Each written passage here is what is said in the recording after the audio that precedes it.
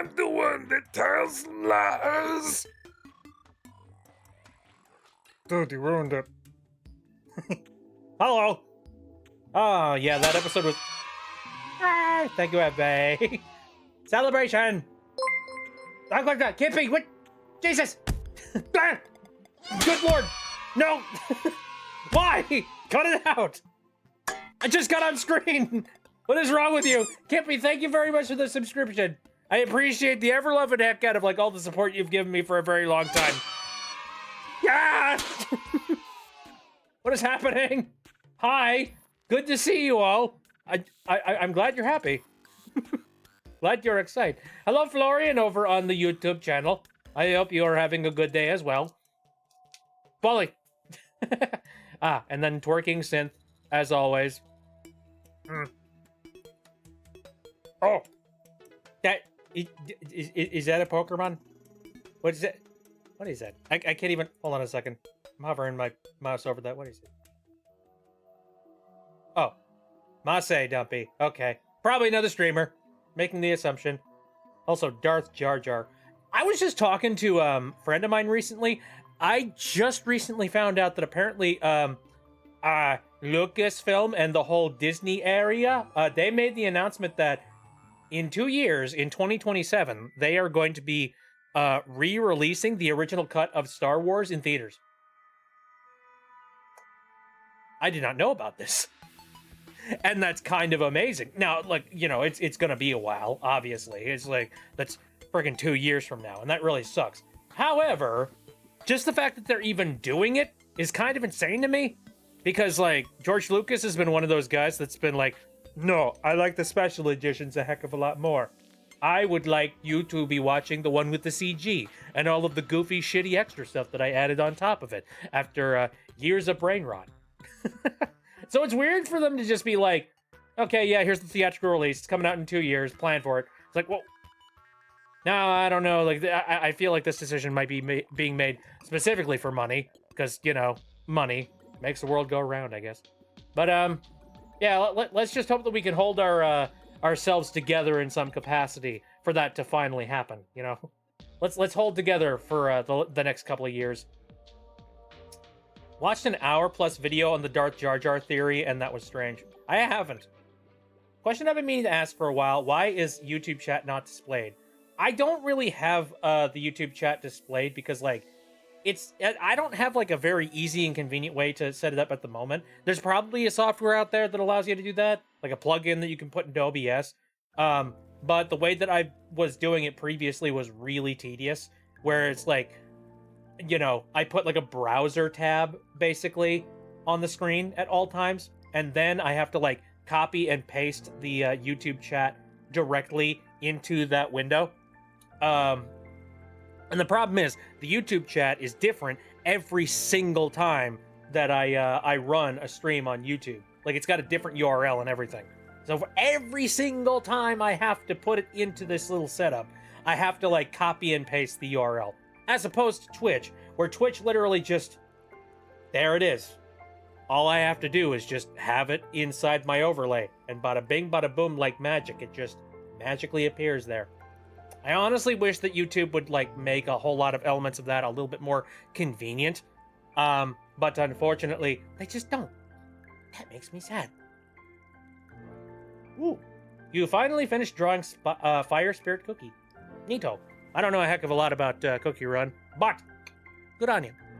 Oh, real quick, before I forget, I'm going to mute my Discord client over on the game PC. There we go. Now, yeah, I believe like the previous stream that I did was, I did talk about the fixes that I did to the game PC recently. You know, the ones where like Adobe was absolutely screwing me over. So I won't go into too much detail about that because, like, been there, done that. But my computer is finally restarting as it's supposed to be. Thank God. Oh, you sent it to Art. Very nice. Anyway, there was some other stuff that I wanted to talk about today. Very exciting and important stuff that I wanted to relay to you guys. Now, first of all, we made the decision about when we're going to be doing the movie night, which if you have not been in the streams for the past like couple of streams that I've been doing, we're doing a movie night over on the Discord, and the movie is a special little holiday treat that I really enjoy from my childhood, and it is Muppet Family Christmas. It's like a 40 or like 50-minute long Christmas special released, I think, directly to VHS back in the day, and it's like super wholesome, and it's really funny, and it's really exciting, and like I love it very much. Like whenever I think of Christmas, whenever I think of the holidays, more or less, that is the movie I think about. The Invader Zim Santa special. Oh, that too. No, I'm sorry, don't have that one. Sorry, Kippy. Man, God, I remember that one though. Ho, ho, ho. I am Santa. I am Santa. God, Invader Zim is so demented. Oh yeah, SpongeBob's had a bunch of good Christmas specials too. Mm-hmm. Invader Zim mentioned. Oh, Invader Zim is freaking great. So anyway, yeah, that's the plan. We're doing Muppet Family Christmas. However, we were stuck on like what exact day we were going to be doing it. So I made a poll over on the Discord being like, when do you guys want to do it? And I gave you guys a couple of options for particular days.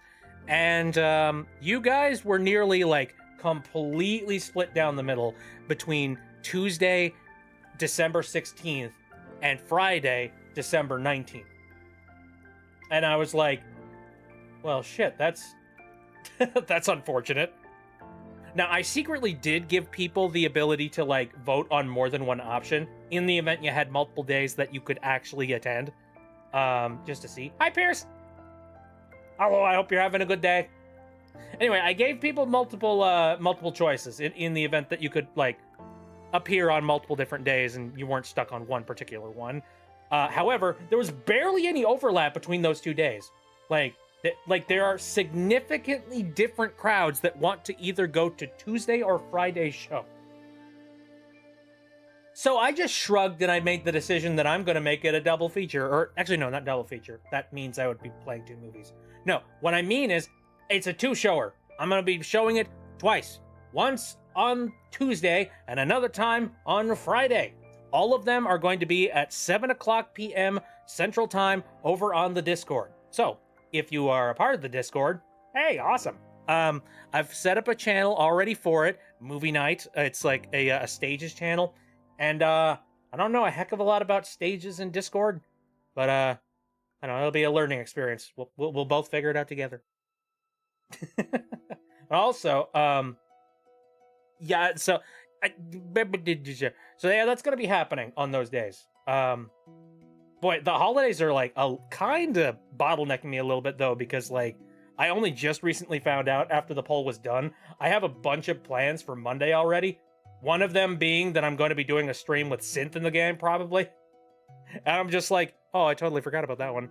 Well, kind of glad that one didn't win. Whoops. Changed my profile picture for like the 5th time this month. Hey, that means you're just having fun, and that's important. So yeah, that is the expectation for what we are going to be doing for those particular days. Now, I've got one more thing that I wanted to announce today. And that is like very soon we've got my oh, Kippy says I'm gonna have a heck of a last 2 weeks. Gotta drive through about 4 states to visit my folks in the new home. Ooh, okay. Well, I hope you don't do you know, I hope the drive is comfy. Which, you know, around this time of year, not very. Good lord. I'll get into complaining about the weather and all that jazz in just a little bit. Oh, childhood Christmas. Yeah. I mean, this is the first time that I'm like really looking back on childhood Christmas movies. So, you know, it's really refreshing. It's refreshing for me. Anywho, so like I was saying here, so there's one other thing that's happening aside from Christmas that's happening very, very soon here. And that is my 10-year streaming anniversary. And I've been making some plans here about like what exactly we're going to be doing on that particular day. And I can tell you, I have already gotten all of the repertoire for that that particular time, ready to go. And I've been thinking about, yay, 10 years. Anyways, yeah, I've already made the plans. They are solidified, and I am going to be announcing it pretty soon. When am I going to be announcing it? Right now, enjoy. 10 years. I've been streaming on the internet for 10 years, and I've been around online for a little longer than that.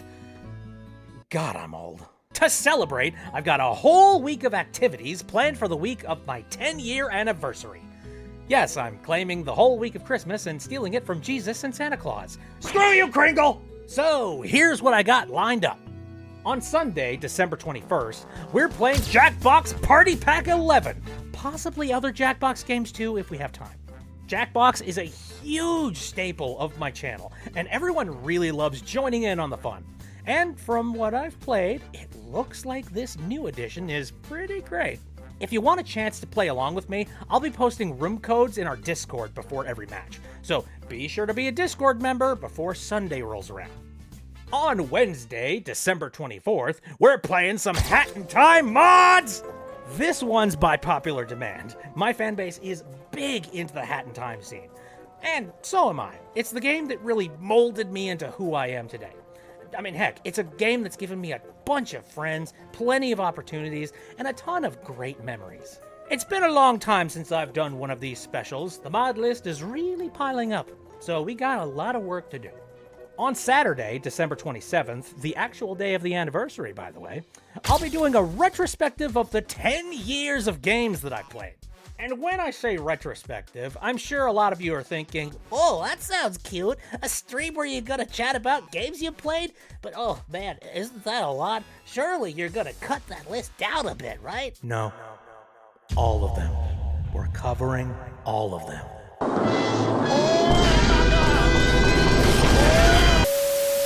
Okay, when I say all of them, that's a little bit of a white lie.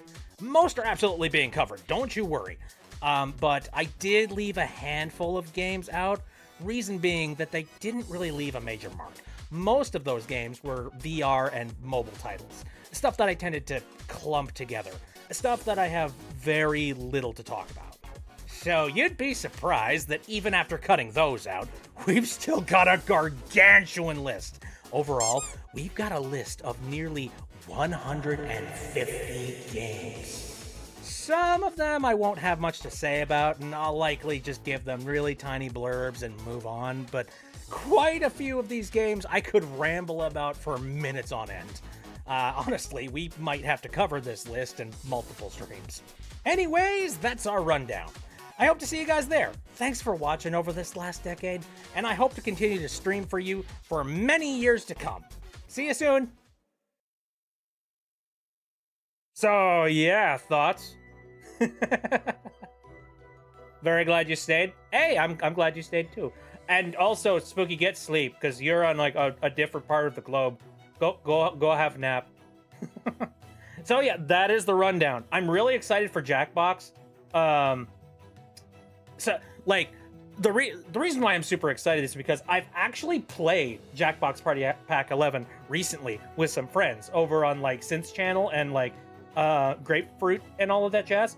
And like, you probably know a thing or two about some of the stuff that they've been doing recently, like experimental. Like, they've been releasing some games that are like, lukewarm, not that great. And then it seems like they've been trying to like avoid the party pack formula for a while, which is a really fun formula. It's like you throw 5 games together and they try and come up with like 1 or 2 that they can guarantee as being like major hits. And then they have 3 that's like, you know, relatively experimental and stuff that like, you know, mixes stuff up. I personally enjoy that. However, again, they avoided that and they started doing like a little bit more curated specific releases and stuff. Thank you for the duck. Also, they had that one weird thing where they released like the Jackbox Naughty Pack, which was like an adult-themed version, adult-themed version of like the Jackbox games. That doesn't really make a heck of a lot of sense. And actually, like, I don't know, it just doesn't work at the end of the day, because like when they are actively nudge winking you, being like, hey, make a naughty joke, ha ha ha, say it funny, you're just kind of sitting there being like, I don't want to. It's like, this is not an entertain, like, you know, it takes the magic out of saying a dirty joke when the game itself is just being like, hey, say the dirty joke now. It's like, no, this isn't mature. It's not even like immature. It's just like, haha, the joke is funny because sex. It's like, it's not. However, Jackbox Party Pack 11, they released it. I have played a couple of the games on there, and from what I've heard from reviews and from what people have said, none of the games are duds. None of them. Like, apparently they're all just really good. And I've played like about, I think, 3 of the games so far. 2 of them I haven't yet, but they're freaking awesome. So I'm looking forward to it, man. We're gonna be playing those, as well as I might end up playing some like Jackbox classics as well, if we have some time for them. Florian says, I barely watch any Jackbox, nor have I played it. Oh, it's pretty fun. I recommend it. And like, it should be, like, you can play remotely with people as long as you have the room code. So, you know, if you have a room code and any device that's capable of connecting to an internet browser, aka your phone or your tablet or your laptop, or literally anything that can run like Firefox or a Chrome browser, like, you can play along. So he's really exciting. I'm looking forward to the thing. Carl says, I enjoy the cookie making one. Yeah, the cookie making one's really fun. Me and the gang like goofed around with that one a little bit. Phoenix says, my internet is cutting in and out and it's annoying. Your internet is like all kinds of unfortunate.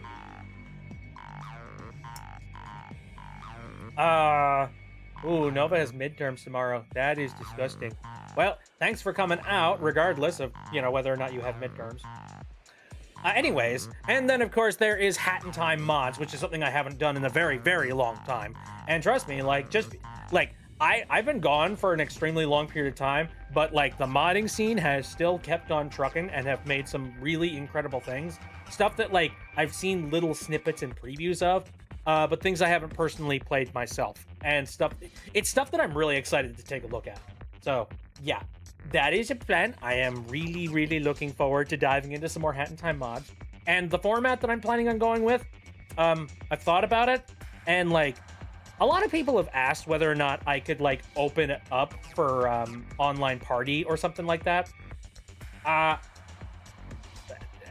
I feel like opening up like online party kind of, it opens up a game to an extra little layer of chaos that I don't know if I'm really comfortable with doing, especially for like, you know, show related stuff. So I'm thinking it makes more sense for me to do this the traditional way, the one that, you know, I've done since the beginning, which is literally me downloading games, throwing them up on the screen, and then just playing them in whatever order I feel like. Something casual, something relaxed, and like, you know, it's been a very long time. I'm really excited. More Hattie times. Yeah. And then, yeah, like I said in the video, I'm doing a 10-year retrospective, and I put in a little bit of extra work.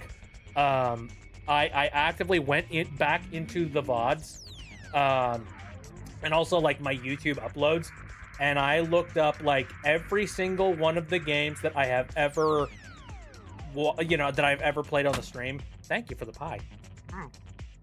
I haven't eaten much today. Probably do that at some point. Anyway. So this was initially going to be a pared down, simpler version of what I was talking about. I was just planning on like grabbing a couple of specific games that I was going to talk about, and then like go to the races, just keep, you know, just talk about them at length. But like the longer that I collected games, the longer I was just like, oh hey, that's a good one. Oh, that one's a good one too. Oh, and this one too. And that one. And that one as well. That one.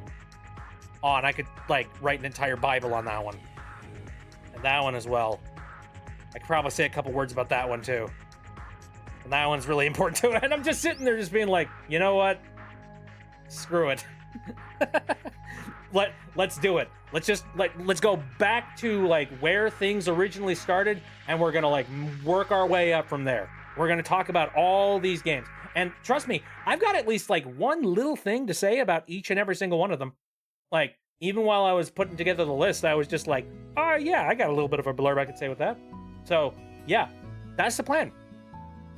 And I've tried to order them in chronological order as much as I possibly could, but there was a period of time where I wasn't really actively doing good archival of my VODs, and I wasn't releasing them to the internet very cleanly.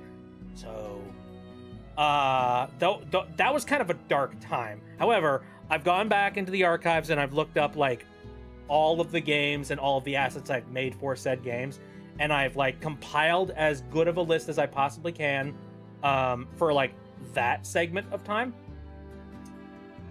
Regardless, it's going to be chronological up to a certain point, and then I just go alphabetical. Like, whatever. I'm sure most of you probably won't even notice. It's a big wall of freaking games. Piers says I'm looking forward to it. Hopefully it's exciting. I don't know if it's going to be really boring for people to sit there and watch me like, get all giddy and excited about games that I've played in the past. One thing I'd like to see, and one thing I hope that you guys will do, is that if you have any personal opinions about any of the games that I bring up on the screen, if you guys have any personal memories about any of the things that I am going to be covering, by all means, say something. Like, give me a heads up. Just be like, oh yeah, that game, I know that game, it's really fun. Tell me about like your experiences with it. Carl says I like to hear people blabber about their favorite media. Well, that's going to be an interesting stream for you then. And like I said, 150 freaking games. Like, I'm probably gonna have to make multiple streams out of this.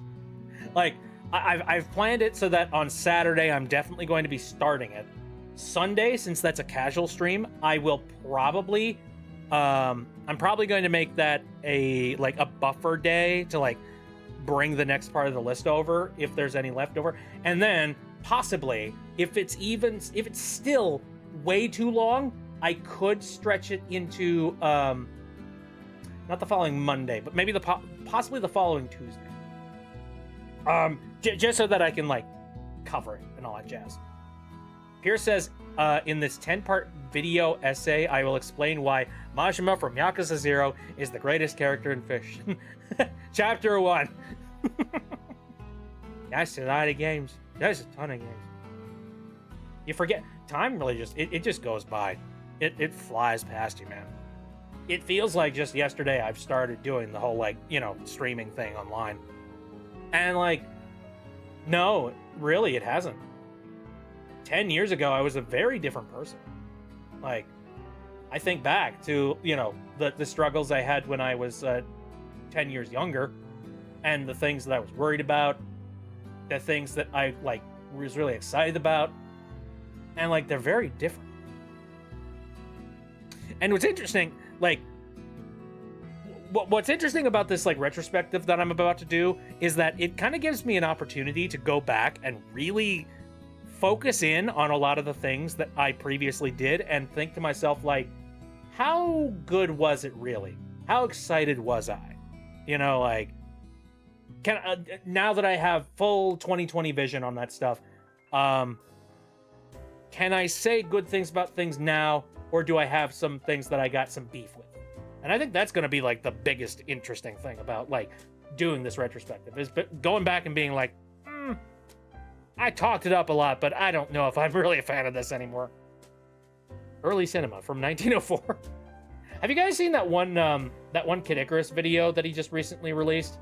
It's the newest one out of the lot of the videos he makes. I'm not going to spoil exactly what it was, but he makes a video on the greatest game of all time, basically. And he starts the whole thing out by just like starting with the history of like film. And for a while, the entirety of the video is just him talking about the history of film. And you're just sitting there just being like, okay, we're going in deep. What the heck is this about? Eventually you figure it out. And like, that guy could read the newspaper and he could make it like, he could make you wet your pants, I swear. Thank you for the can. Yeah. That's a lot of games and I cannot lie. You other brothers can't deny. Fun looking back on things. I look back at old photos and forgot how weird my clothing style was as an early teen. Oh, you know what's funny? I remember, it's been a while since I've seen this picture, but I distinctly remember taking this photo. It was a picture that I took when I was, I think, somewhere between 10 and 12. I'm not entirely sure. But I went to the store to get some pictures taken. No idea what for. I think it was just like, you know, shots. Just some basic sort of like progress shots of like, I'm growing up, mom and dad. However, I took those pictures in like, what is it like? Oh God, it's like windbreaker jacket, like actually like a windbreaker suit, basically. It was the like. Actually, I'm gonna look this up because hello arm, thank you. I know that hand is hidden, but you don't have to do that. Anyway, let me look this up.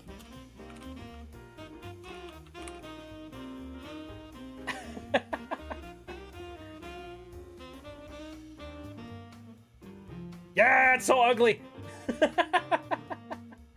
Oh man. Okay, this is not exactly what I was in, obviously, but like this gives you a very similar like vibe to it. Have you ever seen like windbreaker suits? I was in one of these. Bonk. There we go. Yeah, windbreaker jacket with matching pants. The 90s was a different time. This was appropriate to wear at the time. Not no more. Not anymore. God, it's like you might as well just wear one of those like plastic, basically like the texture of one of those plastic cups. Oh, Kippy says, I remember having those. Yeah, I got my picture taken with one of these. One of these days, the sound. Exactly. Everywhere you go, it's just like.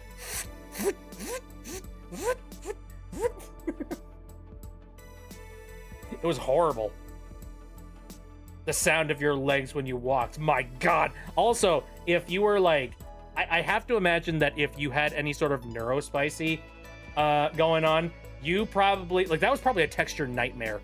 Like, you could feel just the texture of stuff rubbing together, like, so disgustingly. If you had misophonia, you were having a sensory nightmare. Now, luckily, you know, I've never had anything like that, and I'm very thankful. Though I know some people that, like, they have issues with just wearing jeans, and I'm like, I'm so sorry. Jeans is like the primary thing that I wear, and I'm just like, I can't imagine a life where I can't wear jeans. That makes me so sad. Oh, God. Carl says, in one photo I looked at, I was wearing a Minion shirt that said, I'm not bossy, I'm the boss. We all have regrets. Some more than others. Alright, so real quick, I've gotten past a bunch of the important stuff I needed to talk about today, so I'm just gonna dive into the stream chat in case anybody wants to, like, kick me, maybe. We'll see. We'll see. Also, do I have the proper mic set up? I do. Very. Anyway. So glad that jeans aren't one of my texture icks, but my mom got me corduroy pants, and I wanted to peel my skin. Oh, I could see that. Yeah, no, like, corduroy pants, that reminds me a heck of a lot of, like, coconut texture a little bit, except a little bit finer. Yeah, I could see that sort of driving me nuts over time, for sure. I know that, like,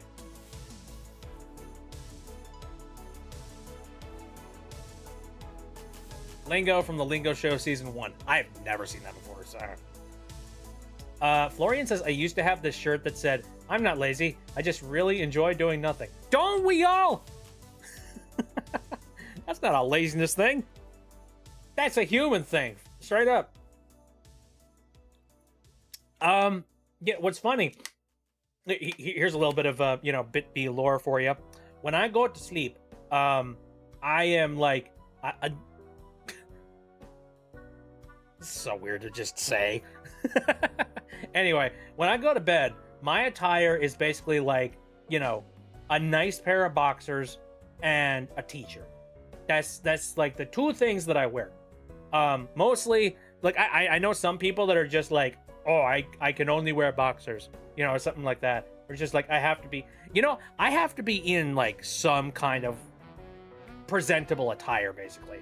I don't know what it is. I was really born and raised with the idea of like being a never nude, you know what I mean? Even to a point of like covering up your top.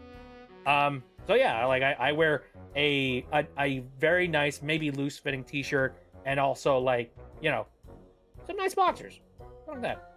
And like I've attempted to try and wear like sleepwear, an actual button down shirt thing and then like sleep pants. I can't.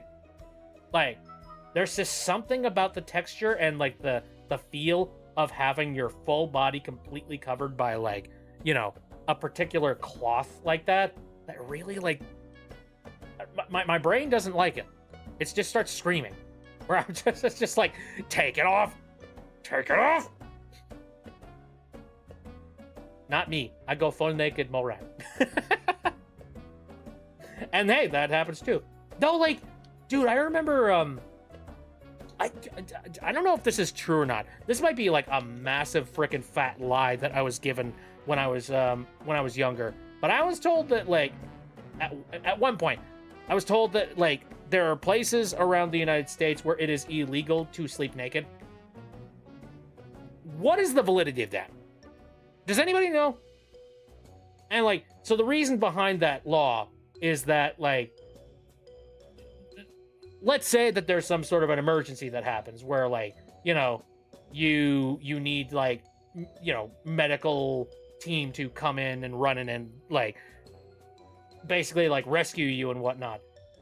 The logistics is, like, well, what if they have to run in and have to deal with your naked, stupid ass? And so the law is like, hey, come on, have a little bit of decency. Wear some, like, wear some underwear, or at least some undergarments. Never heard of that, but I would check the Mormon heavy states first. I have no idea. You know what? This is a good time for us to learn something today. So I'm going to look this up in a private browser because I don't want this to be sticking in my my like search history. Law on naked sleeping. I don't know. I'll probably give me something. Nudity laws. Okay.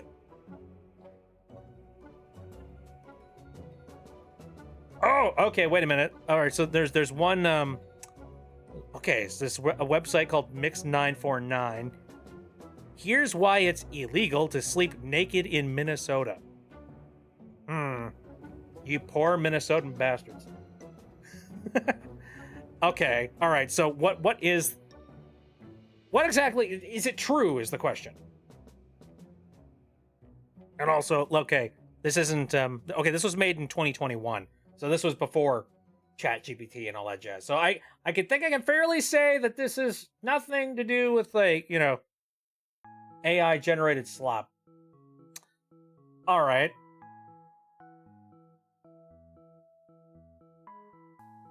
The alleged reason for this weird law, apparently it does exist, if there is a fire in the middle of the night while you are sleeping, the public doesn't want to see your naked butt outside.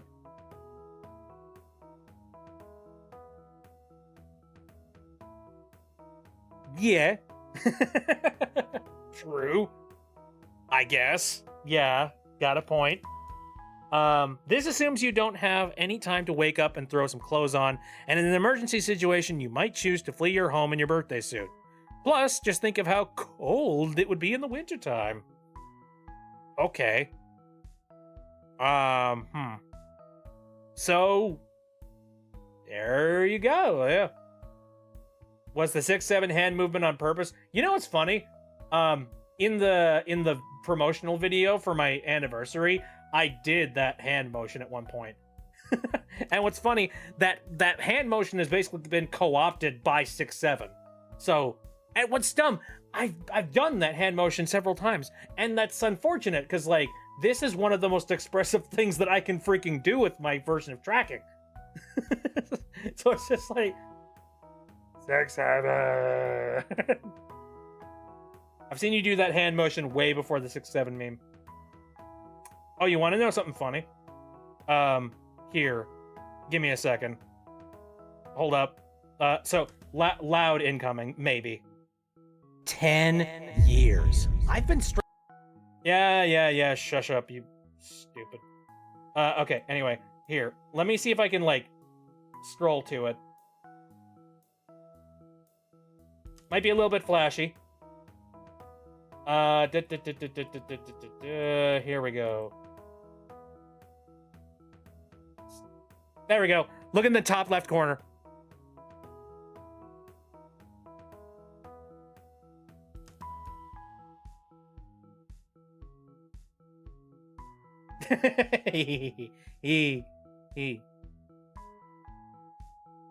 Lol. Why? Because I must cause you pain.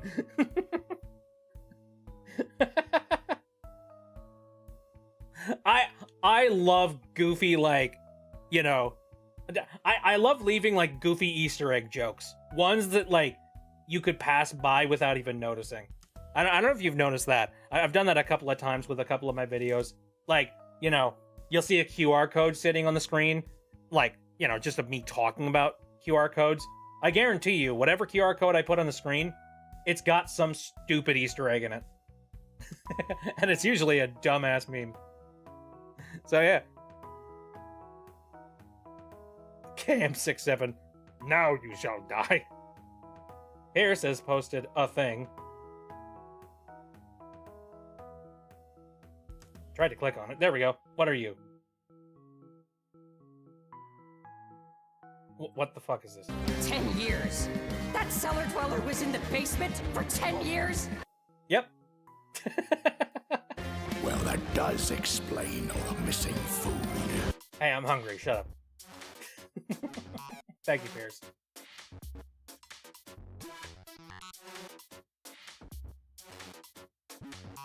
FA says, I remember reading in Kentucky that there's a law against putting ice cream in your back pocket. Yeah, I've heard about that one. This is because someone was trying to tie up a horse while holding an ice cream cone, so he put it in his pocket. When he turned around, the horse went, ooh, tasty, and then took a big chomp out of his butt, killing him. See, I don't know the exact, like, you know, for all I know, that could be wildly taken out of context or something. Oh, Z-Sale said, did I miss the big exciting announcement? Yeah, you did. However, I'm going to be posting it sometime later on tomorrow as well. Basically, the announcement was all of the games that I've got lined up for my 10-year anniversary. And I'll just go ahead and say them right here, because why the heck not? On Sunday, December 21st, I'm going to be playing Jackbox Party Pack 11, and possibly some other ones as well.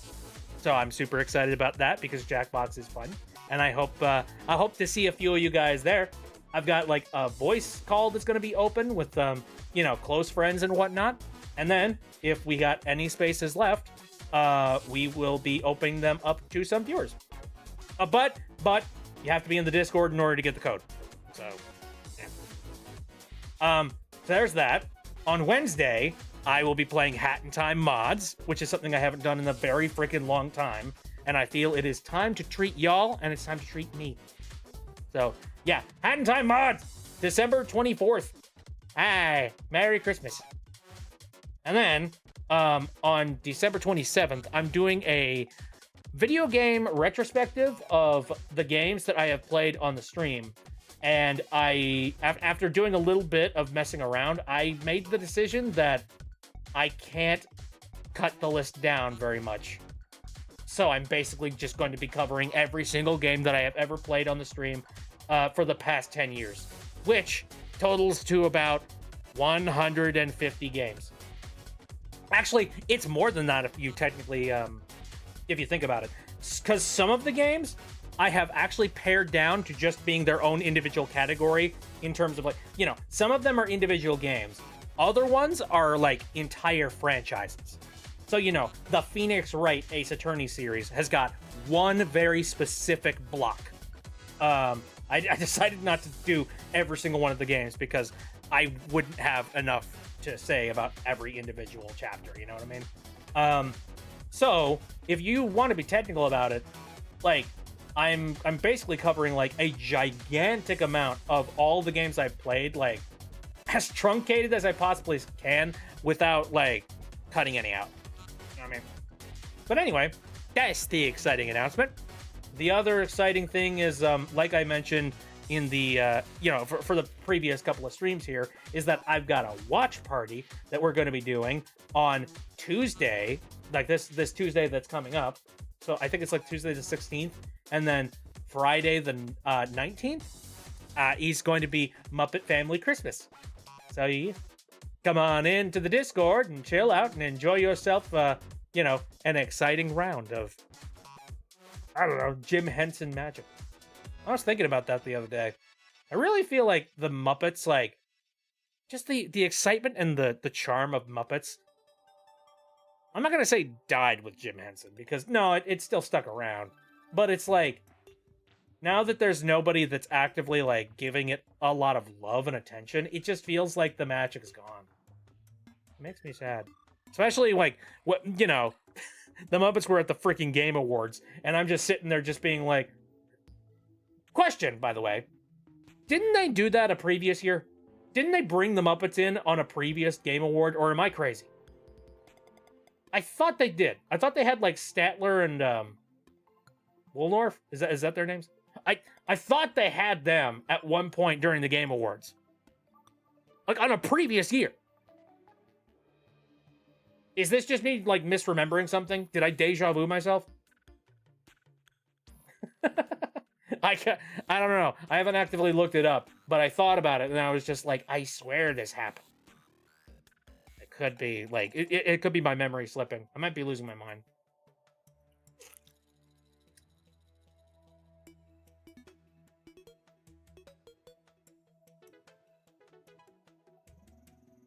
Oh, hey, wait, we're talking about something. Hold on a second.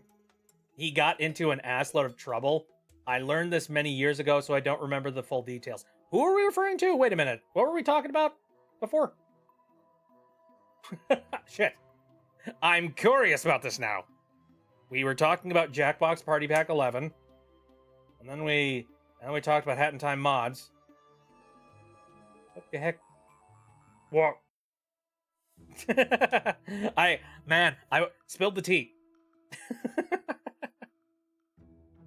For all I know, I know the tea. So you drop a name.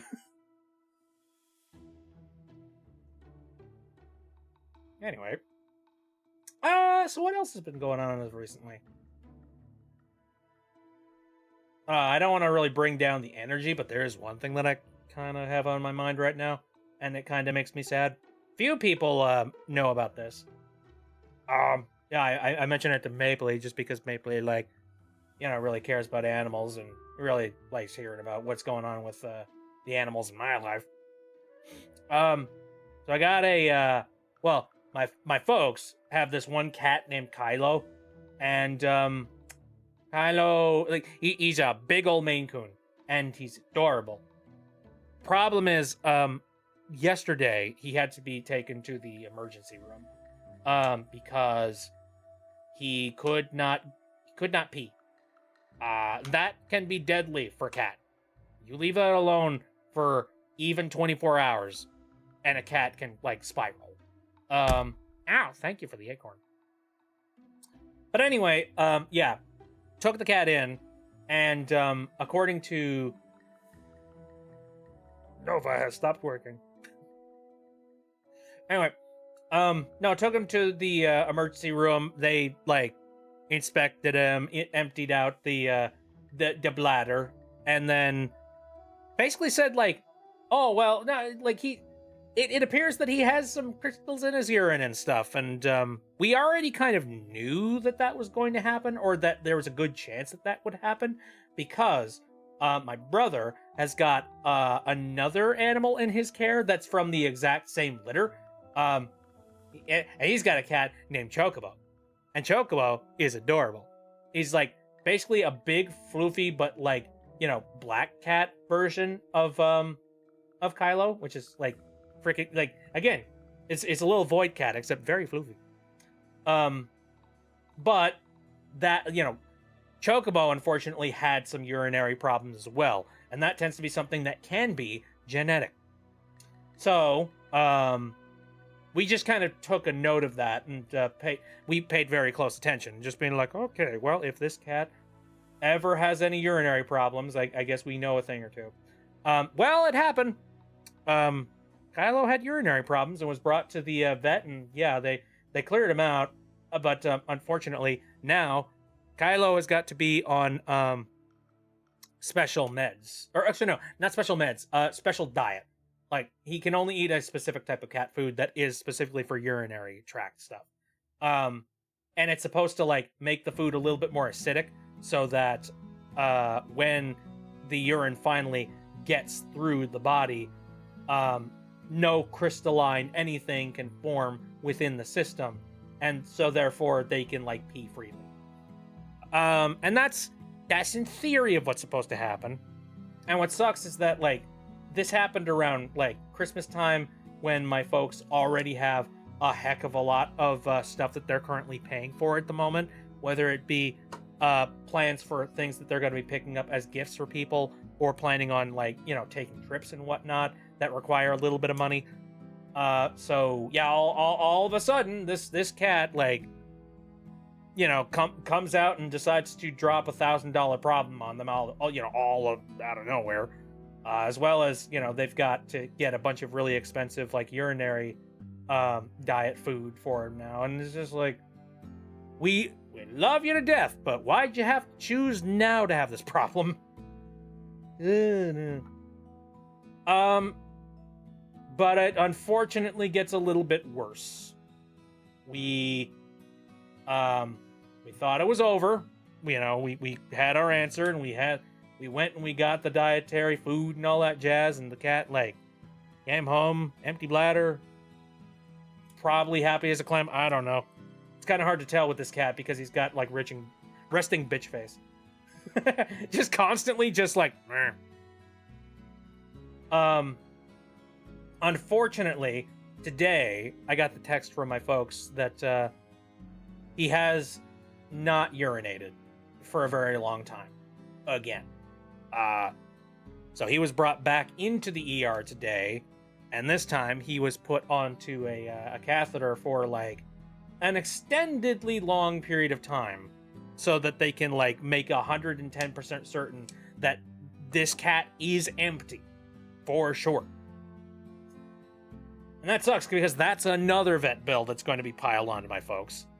And that's to say that this will actually, like, solve the problem.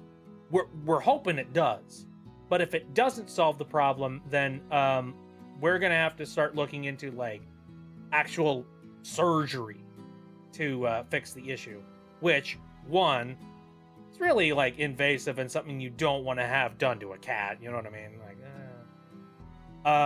that's number one. Number two, that ain't cheap. And who knows how my folks are gonna be, like, funding that little adventure, because that's a whole lot of money that they're gonna end up having to, like, drop out of nowhere, and that sucks.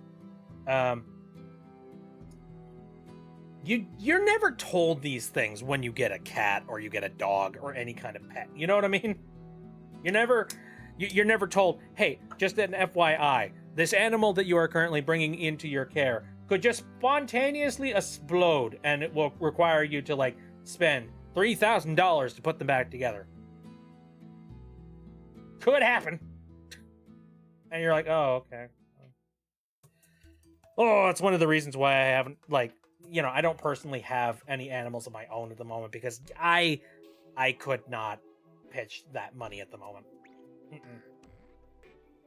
I love animals to death. Don't get me wrong, but it's just like I know enough about my financial situation that I know that it would not be a good idea for me to pile that responsibility onto me. Whoa, boy. Anyway, that's not a fun little story, but it is something that has just recently happened, so I'll be watching out for that one. Hopefully hopefully that stuff will work out. Oh, what's some other stuff that's currently going on in the world of the bit-to-bit? Well, because of this whole situation, we're kind of like... You remember how, like, a couple of streams earlier, I was talking about how, like, my family was actively kind of talking and being like, hey, maybe we shouldn't get each other gifts. Maybe this is the year where we just don't get, you know, stuff for ourselves and things like that. It's just like, I suspect that now that this purchase has just fallen into my folks' lap, we're gonna double down on that. Just being like, you know what? Maybe it's a good idea for us to just get together during the holiday and call it a day. You know, hug, have conversations, enjoy our company. We don't really need to give gifts to anybody. Like we don't need to contribute to the capitalism, you know what I mean? Do you know how wide cats' necks usually are, since I'm working on trying to sew 2 capes for my teacher's pet cats? That sounds like something that is very specific to the individual cat. And unfortunately, like, unless you actively go and get a measurement of the cat's neck, you're not really gonna know 100%. The only thing I can think is, like, instead of, like, if you're sewing these capes together, my recommendation is to, instead of making, like, you know, a fixed size for the collar, instead try and make it like, I don't know, like Velcro is what I was thinking. Like, do Velcro straps for like the left and the right side, and then like design the collar in such a way that it could probably wrap around any size neck. That is my thought on that one. Nikibi says, my family too, especially since my husband and I are house hunting. Agony. Eee, gross. Yeah. You know, what's funny is that, like, my extended family is also thinking about not doing the whole, like, getting together kind of thing. Dad, imagine being able to buy a house. In this economy. No, my extended family has also been discussing the whole, like, let's not get each other gifts. Let's not, like, get together during the holidays. Let's just, like, whatever the heck. And one of the reasons for that, actually, is the last time me and my family got together, it was, like, I think 2 or 3 years after the pandemic, like, kind of settled down and people got the ability to go and visit family again. We got together. So, like, I think we were originally planning on getting together at, like, this one particular person's house. And the problem with that is that it would have been nice to get together, but the problem is that the weather was awful. It's just, like, absolutely dreadful. So, you know, there were a ton of people that were just like, I literally cannot make that trip, and, like, the commute is gonna be stupid. It's, like, snowing super hard. It's super freaking cold. The roads are super dangerous. Like, I don't want to travel anywhere further than, like, 30 miles. Like, no.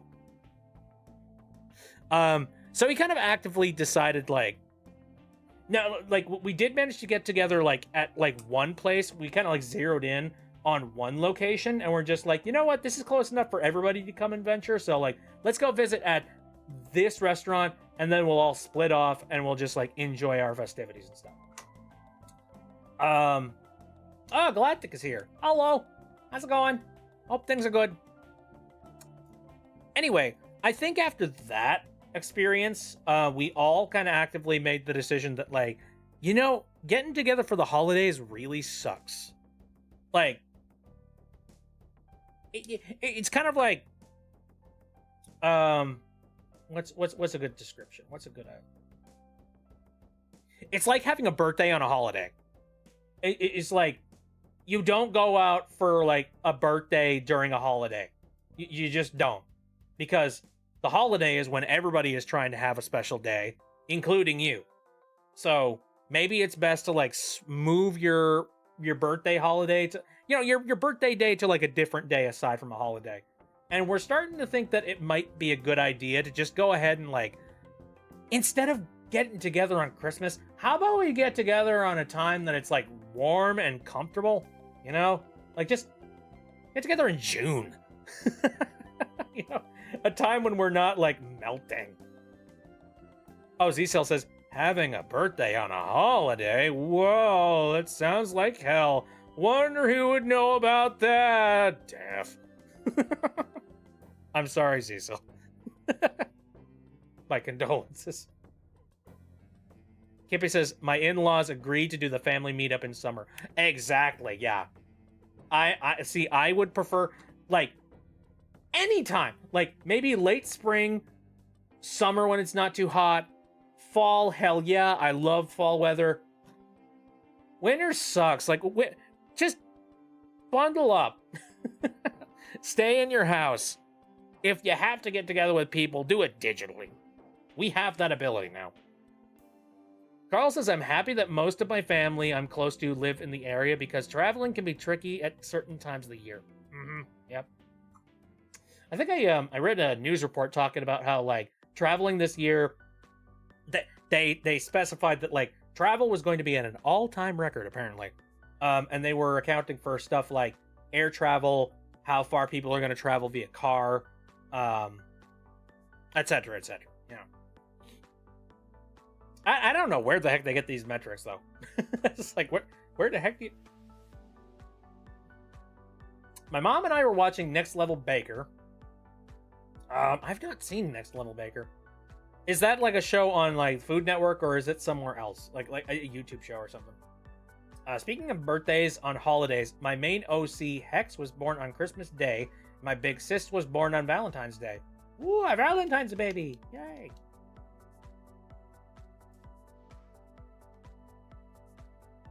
Oh, Hulu. Alright, interesting.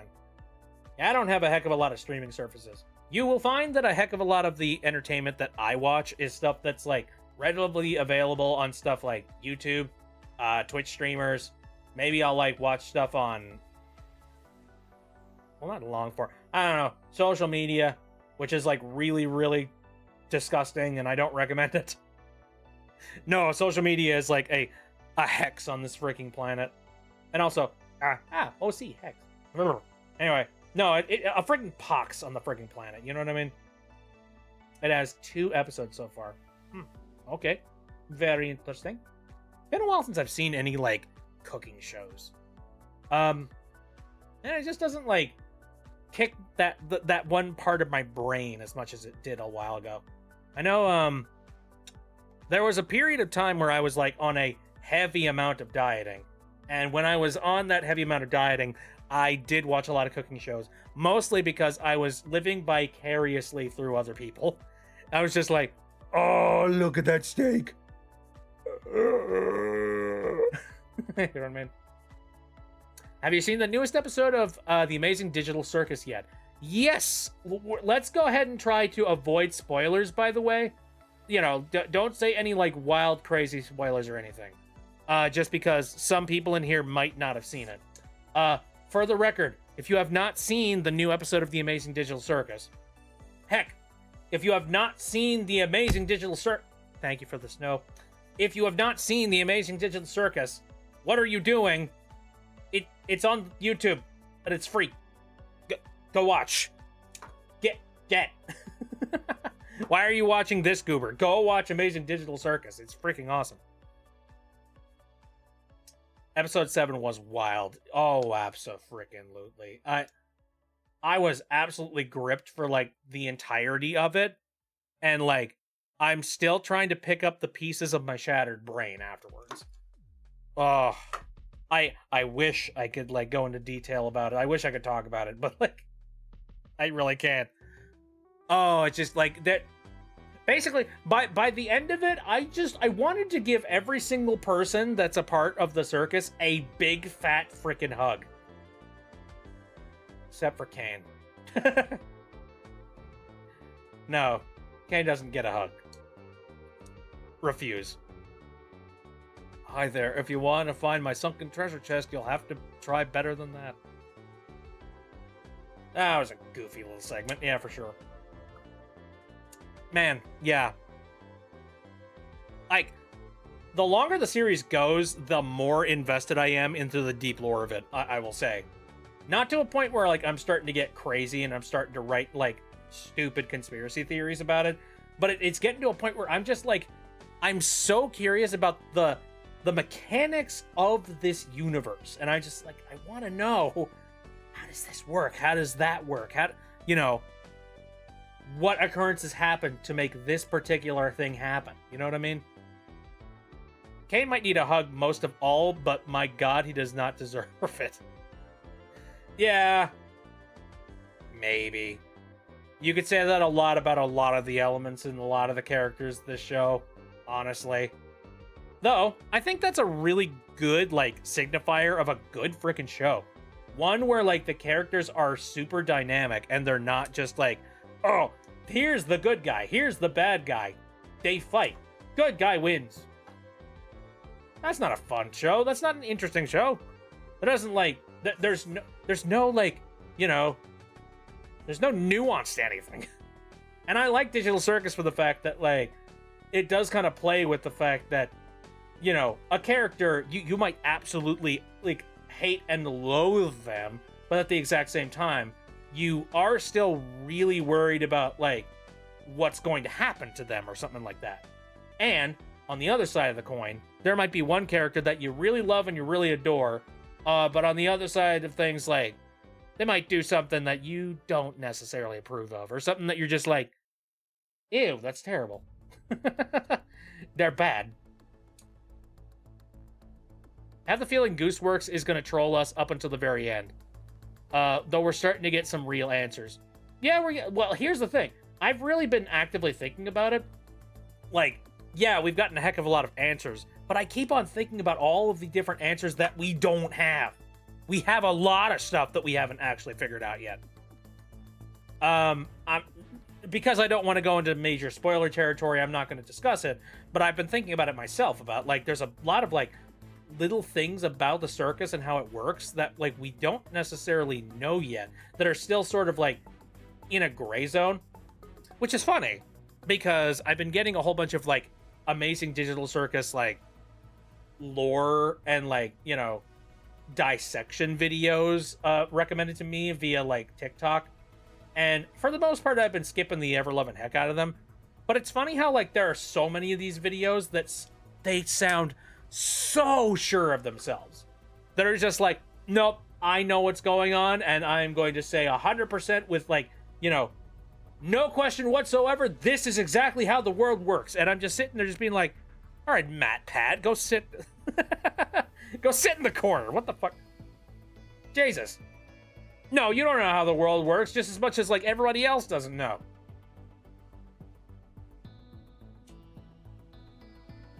Since the episode came out, I've been analyzing and theory making to my friends. Mm-hmm. I think that's, like, that's a huge, like, really fun part to any type of show, honestly. Hi. Thank you, Maddie. Why? Hey, Maddie. Come on, man. Yay. That's a lot of sugar, though. Like, cherry pie and also a soda at the same time. Woo. All right, MatPat, lol. Hello. How's it going? I hope everything is good. Want to give Jax a hug. Kane, on the other hand, is a huge... Dude, I want to slap and hug both of them, honestly. I don't want to go into specific details, but yeah, what the fuck. A lot of people, including myself, think Kinger was the creator of the circus. Maybe. Maybe. We'll see. Who knows? The theory exists. I'm not gonna like discredit it, or I'm not gonna like lift it up on a pedestal. I'm unsure. Some of the theories feel so off at times, but it's fun making them. Yeah, that's entirely fair. Again, I don't want to do any sort of lore dumps because I'm a little bit worried that somebody watching might not have seen Digital Circus. And again, if you have not seen Digital Circus, I implore you, go watch. It looks very goofy, and it looks like, you know, it looks like kind of like turn off your brain humor. And to a certain extent it is.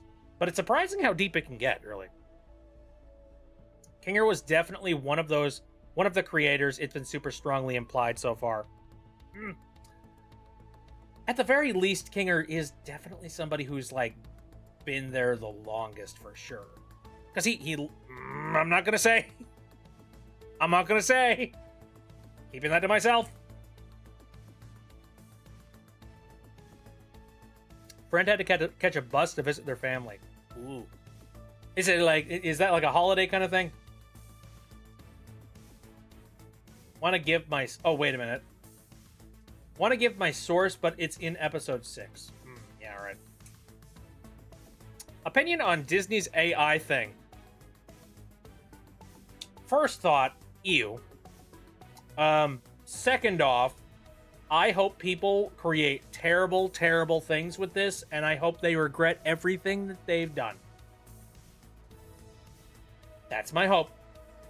I hope this partnership breaks down in a fiery ball, and I hope they're just like, yeah, we changed our minds. We're done. Nope, this is a bad thing. We shouldn't be doing this.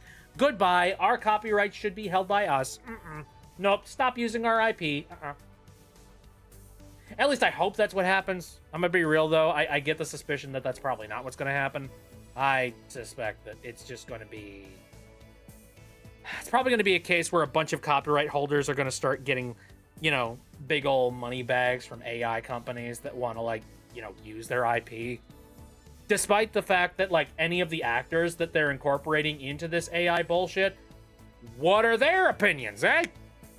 Like, did they sign off on this? Are they happy with the fact that their likeness is being used this way? What about the people that originally made the animations? What are they thinking about it? No, Disney is just like, no, we'll sell all y'all up the river. Doesn't matter. I don't like it. It really pisses me off. Something fierce.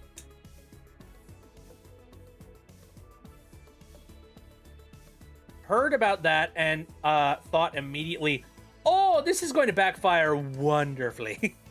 I mean, like, it's either going to backfire wonderfully, or it's just going to be one of those things that, like, we grow to accept as, like, AI continues to get more progressive. This idea that, like, yeah, you're going to see stuff that's generated, you know, inappropriately by people that are just being edgelords, and you just kind of have to live with it. And people are going to look at that as the cost of the medium itself. And I don't like that.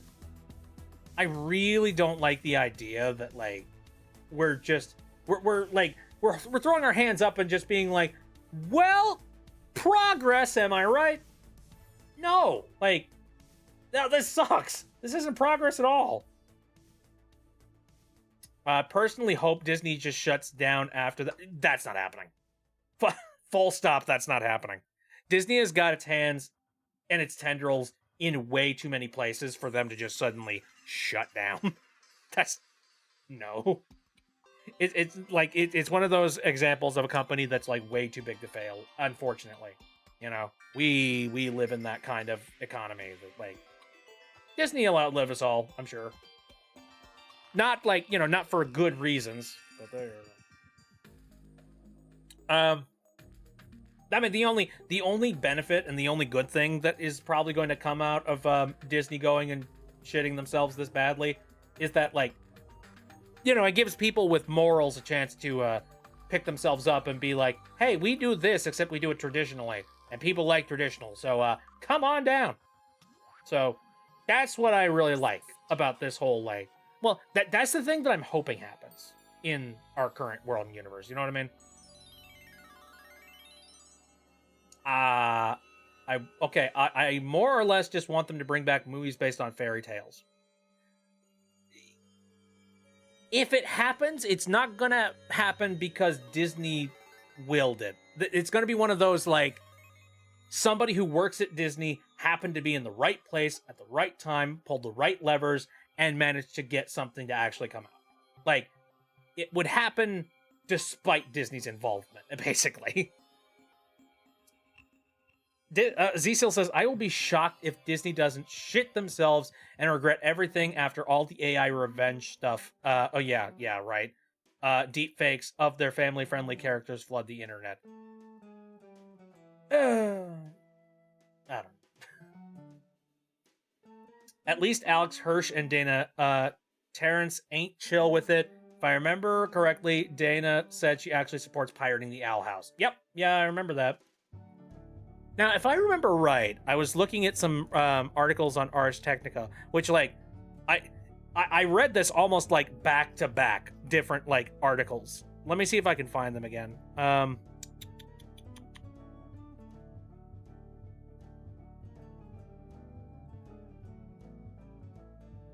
Okay, here we go. Yep. All right.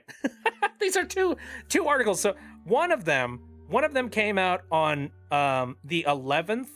So, like, December 11th, and then another article literally came out the exact same day on Ars Technica, written by a different freaking writer. First one is, Disney invests $1 billion in OpenAI, licenses 200 characters for AI video app Sora. The second article that came out that day says, Disney says that Google AI infringes copyright, quote, on a massive scale.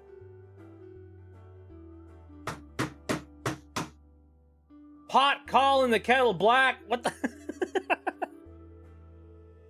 What the shit? Disney demands that Google immediately block its copyrighted content from appearing in AI outputs. Let's be real.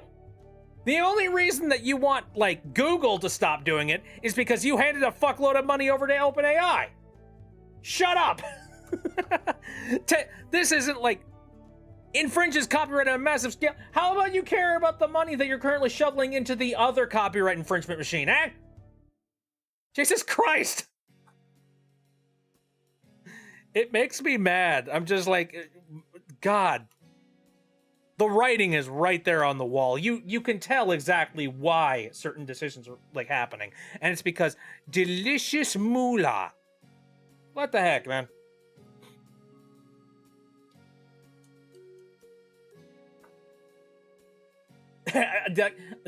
Again, the part that, like, makes me laugh is it's all in the exact same day. It's just like, you know, it's not even like, you know, a veiled thing anymore. It's very clear why they do what they do and where they're going. He's dumb. Like, let's be real. I think Google has been like an evil pox on our freaking, our freaking, like, society for a very long time now. Like, they've basically just, like, they've taken up the mantle of being, like, the emperors of the internet for, like, way too long, and I do not like them, and I would like them to, like, lose power. I didn't want them to lose power like this.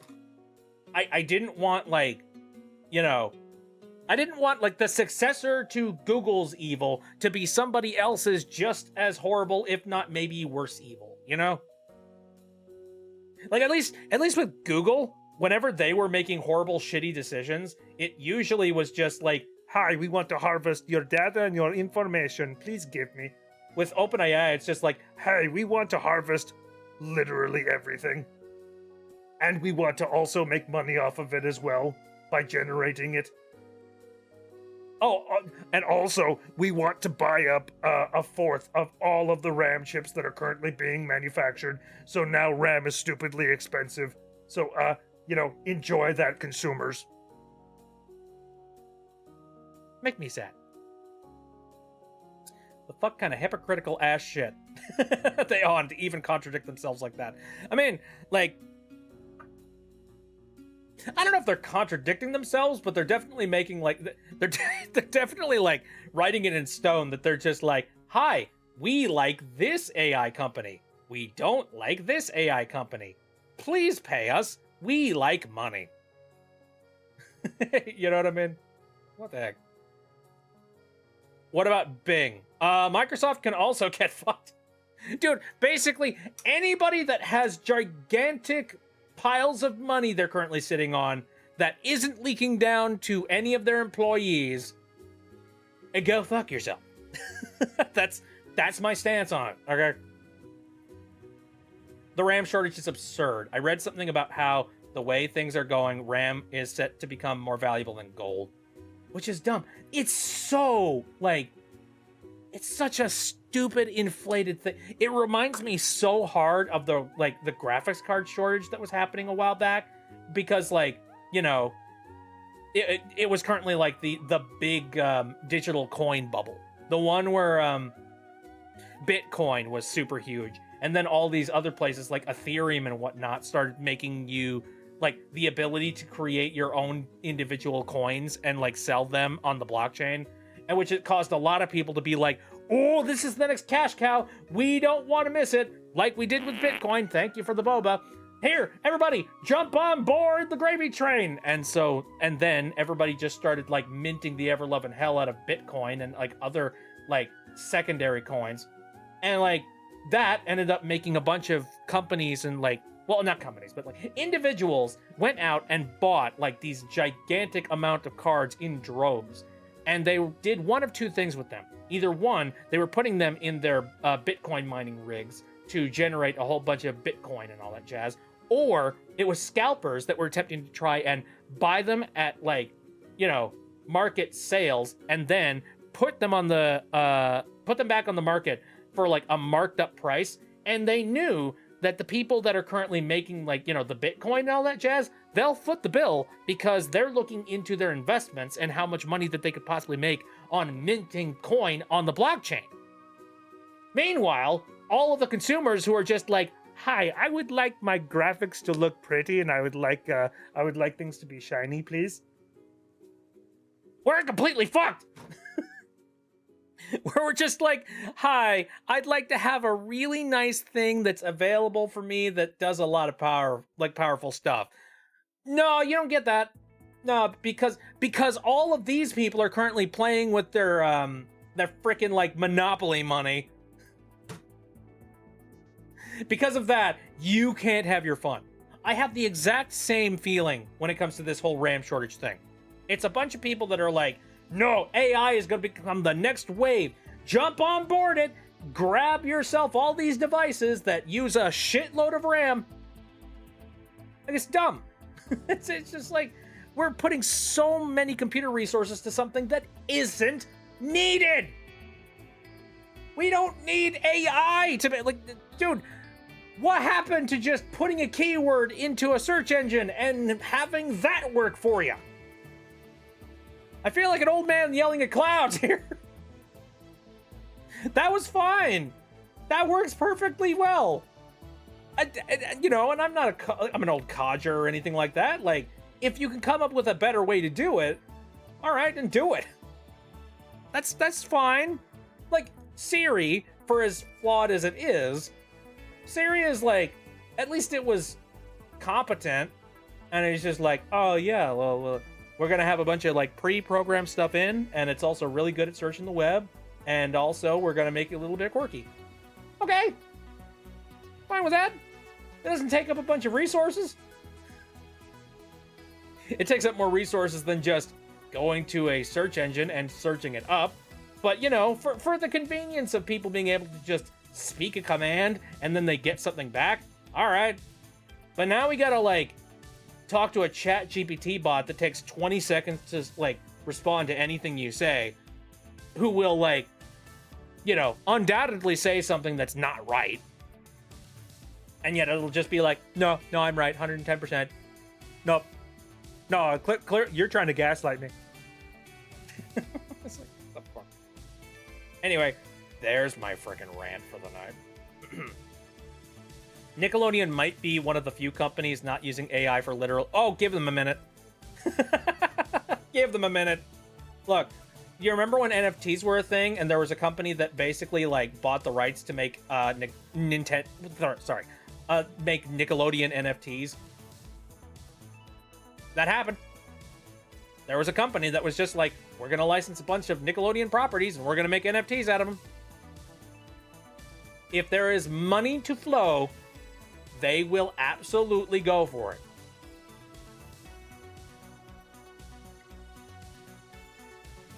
Allegedly, Half-Life 3 was supposed to be revealed at the Game Awards as a launch title for the Steam machine. They had to delay the announcement because of RAM shortages. Would not be shocked. Would not be shocked at all. Siri is a wiretap you put in your house that plays music. I mean, you're right. That's why I don't use it. That's why I avoid it like the plague. I'm so glad NFTs are dead. Yep, bullying works. Bullying corporations for attempting stupid shit should be normalized. Agreed! Absolutely. NFTs were actually just useless. Yep. Yeah, exactly. Well, it's kind of, again, ChatGPT. Look, for as, like, technically useful as they are, they're useless in the fact that, like, we've already figured out how to do the thing that it's trying to do. You know? Like, alright. So, and also, anything that, like, ChatGPT can do, the only reason that it can do it is because it stole from somebody else who already did it. Like, that's its selling point. Just like, let us steal all the information in the world so we can spit it back out at you. The insidious part, they want people to forget how to do things ChatGPT can also do. Yeah, exactly. That is one thing that definitely scares me. Is this idea that, like, people are going to... I mean, it's kind of the calculator argument, which is like, you know, I'll be real. I do kind of agree that, like, you do need to know basic math to a certain extent, and I think a reliance on a calculator is not a good thing. I do think that people should think for themselves and learn how to do these specific math problems. And so, by that standpoint, I do feel like calculators are a little bit of a risk in that, in that sort of sphere. I mean, you know, just look at me. I've unfortunately relied a hell of a lot on calculators, and my math has only gotten worse. Because it's just like, I'm like, I have no idea how to calculate this. I'm gonna go to calculator and just type in number, beep, bop, boop, and do. Basically, I've taught myself how to use a calculator, not how to do math. And I will agree that is a genuine problem. I think that learning how to properly do math the actual right way is a good thing. Well, this whole ChatGPT thing is basically a gigantic extension of that, where people are just like, well, ChatGPT specifically is just like, hi, our service can literally do everything. You don't have to do anything ever again. Shut your brain off. Never do anything. Don't be creative. Do not make. Do not think. Just enjoy our product. And spend money on it, please. It's not good. I mean, all right, that is a good argument. If you, with a calculator, you are still in control. A calculator can only work with information that you give it. ChatGPT does not work that way. It predicts what you want to hear based on your input, and then it generates an output. Yeah, that is correct. I do still think it's the best, like, you know, like, I think it's the best, like, brain no work. See, this is why I should stop using calculators. It's the best estimation I can come up with for what ChatGPT is probably going to do to your brain. Like, for me, I feel like calculators have sort of rotted that portion of my brain that is capable of doing, like, calculus and whatnot. But at least calculators only are good at doing one specific thing. Also, a calculator will do it properly and perfectly every single time, as long as you know how to use it. Whereas ChatGPT, you throw in a command and it'll barf out whatever it thinks is the appropriate answer, even though it hasn't cross-referenced it in any way and isn't working on any actual proper logistics. So, yeah, as close of a comparison as a calculator is, it definitely does not 100% mash, you know what I mean? But the problem does still exist. The whole, like, our ability to think and reason and, like, properly make decisions about stuff and learn about stuff definitely gets massively hampered by using stuff like ChatGPT. It's why I have not personally used it, and why I am kind of like, I'm putting the stance down. I never want to use it. And I especially never want to use anybody else's, like, if ChatGPT is bad, anybody that is making, like, a copycat of it, that's gonna be even worse. It's like trading Coke for Diet Coke. Holy shit. Neither of them are good for you, but what the fuck are you doing with Diet Coke? Okay, but, like, what the hell happened to creativity being this cool thing that's so unique and humans, to humans that should be cherished in all forms? Capitalism. I have the answer for that. Capitalism. A bunch of people in an office building somewhere was just like, hey, we can make money. And then everything broke after that. You know that feature in your phone where it can predict what word comes next if you're writing a text? ChatGPT is just that, except instead of learning from your fingers, it has been learning on stolen books, movies, and other art. Yeah. It's funny when people say that, like, this is brand new technology. It's not. It's the technology that we have had for many, many years, only, like, extrapolated out to, like, the nth degree. So, it's so dumb. It's the same shit that, like, the crypto bros and the NFT bros did, where they're just like, no, this is a brand new technology. It's Web3, holy shit. Meanwhile, it's just like, no, people have been doing the exact same thing that you are showing off right now for years. You're just trying to put a new coat of paint on it and hype it up. Fuck you. Here, a proper middle finger. Yeah, fuck you. In its current state, I don't think technology is at the point where things like ChatGPT are able to properly work the way they're supposed to. It's in more like a beta or alpha stage.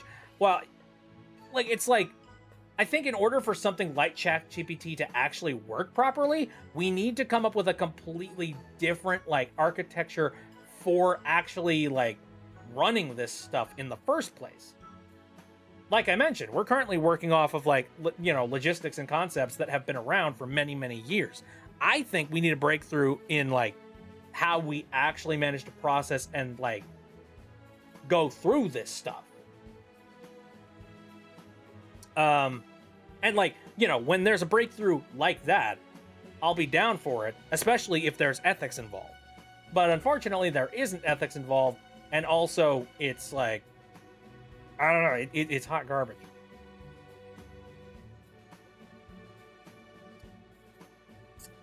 With Disney adding UCG AI to Disney Plus, how long do you think it'll take for someone to recreate Song of the South? Yeah. I mean, we don't know if that's going to be a part of the data set, is the thing. They might not include that part of the data. We don't necessarily know just yet. So, I'm willing to bet they probably have not included that in the data set. Let's be real. Can't remember where the quote is from exactly, but damn, guess the whole money is the root of all evil quote was accurate as fuck. Oh, yeah. Dude, there's so many things that, like, I'll be having, like, a shower thought, and I'll just be like, God, this is so shitty. Why is it so shitty? And then, like, my neurons just sort of, like, take a road trip for a little while, but it always eventually goes back to some rich bastard made a decision somewhere.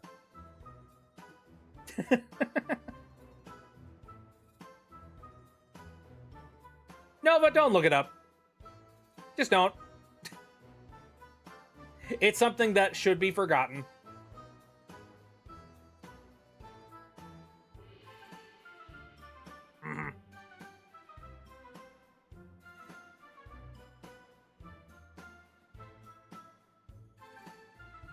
Yeah, I really wish that I had a better like handle on the scrolling on this thing here.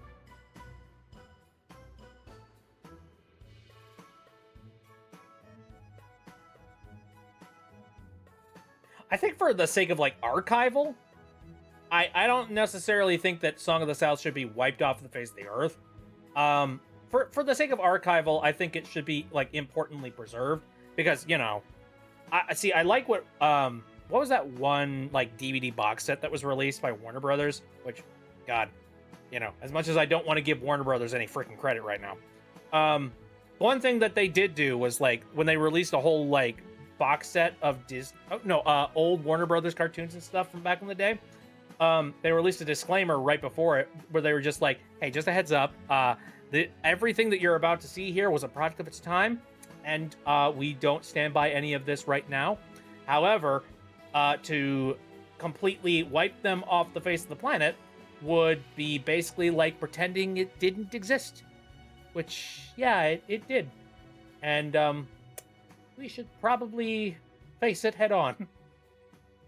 And, you know, I kind of agree with that. Like, I think that is something that is kind of important.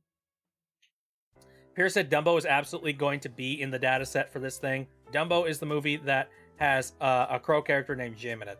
Fair. There are way more racist movies from that time or earlier that haven't been buried like Disney has strangely tried to bury Song of the South. Yeah, that's very true. Well, it's like, it's weird to say. I feel like, I don't want to say too much about it because I don't know if I'm really qualified to actively speak on it. You know what I mean?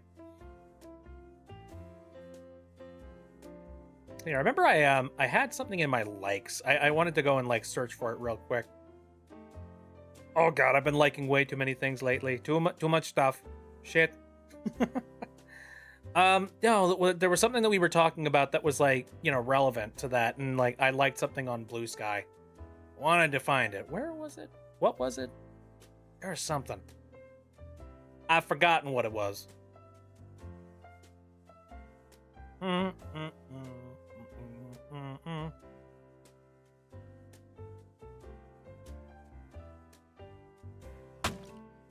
And there's a pie.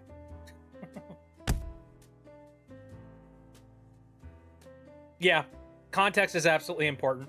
We definitely don't want to like put it out there and just be like, hey, look, it's the next Citizen Kane. No. No, it's not. Cut that shit out. I think everything has got a place. You know, we can properly frame things and like make it clear that like, hey, this existed and it was not okay. But, you know, it exists. And we can look at it, we can discuss it, and maybe we can learn from it. You know, that's entirely possible, man. God, was this something that I liked? This must have been something that I retweeted. Or, you know, reposted. Speaking of which, did you guys hear the news that, like, there's a company that is considering, like, that they're going after the trademark offices to try and get the terms Twitter and tweet taken off of the record for, like, you know, like, basically, they're trying to take them away from Elon. Did you hear about that? I recently heard about that. And the reason behind it was because they are looking to maybe pick up the, they want to pick up the name Twitter and tweet, and they want to see if they can try and just build literally a new Twitter platform. Like, just literally build it. Unfortunately, no. In the world of capitalism, that's never going to work. That somebody will, like, capitalize on it for sure. Well, yeah, that's exactly their argument, Pierce. Their argument is that, hey, Elon Musk has gone and completely abandoned this brand identity, and they're not using it. So why just have him hold on to it like that? You know, release it so somebody else might be able to properly trademark it and utilize the property. And, you know, possibly they could. Like, crossing my fingers about that. I don't know. But at the exact same time, it's kind of a monkey's paw situation. Because even though somebody could take the Twitter name and they could run with it, make a new Twitter, and they could like build the new platform and bring new people on, you also need to worry about like, all right, well, who are we going to be putting in power? You know what I mean? Like it's very much a. I remember when they made the announcement that Jack, the guy who originally owned Twitter, decided to buy up the licensing and like the rights to Vine again, and they were starting up a new Vine platform with a whole bunch of the old content on it, and also they were advertising that, hey, you can make new content on the platform as well, and people got really excited about it, and they were like, oh hey, Vine is back, holy shit. But then people looked into it and they found out that the parent company, even though they made the announcement that there will be no generative AI content allowed on our platform, doesn't really matter much because the company that actually owns the licensing and the properties for, this new Vine platform, they are not anti-AI. In fact, they seem to have like AI programs and and projects on the sideline that very likely are being funneled and fueled by this new Vine platform. They don't want to make a new Vine.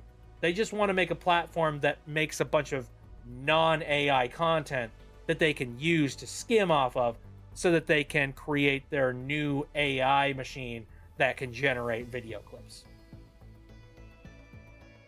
Monkey's paw. Like, man, the intent. Jesus Christ, man. Band-Aid is a brand name. Everyone just calls them Band-Aids because that's what they are. Yeah, it makes it a heck of a lot easier. If Twitter and Tweet became generic terms, that all websites would be able to use them, not just new Twitter. Well, what if like the new Twitter trademarks those? What if they just take the trademark and just run with it? I miss Vine. The last thought of George of the Jungle before he hit the ground. Watch out for that. Smushed. Okay, I'm scrolling through my my Blue Sky, and I'm having trouble finding this freaking post. What is it that we were even talking about? Like, there was one thing that I was like, I remember something that happened not too long ago, and I remember I bookmarked it, or I left it in my favorites. And now I'm just sitting here like, did I? Did I?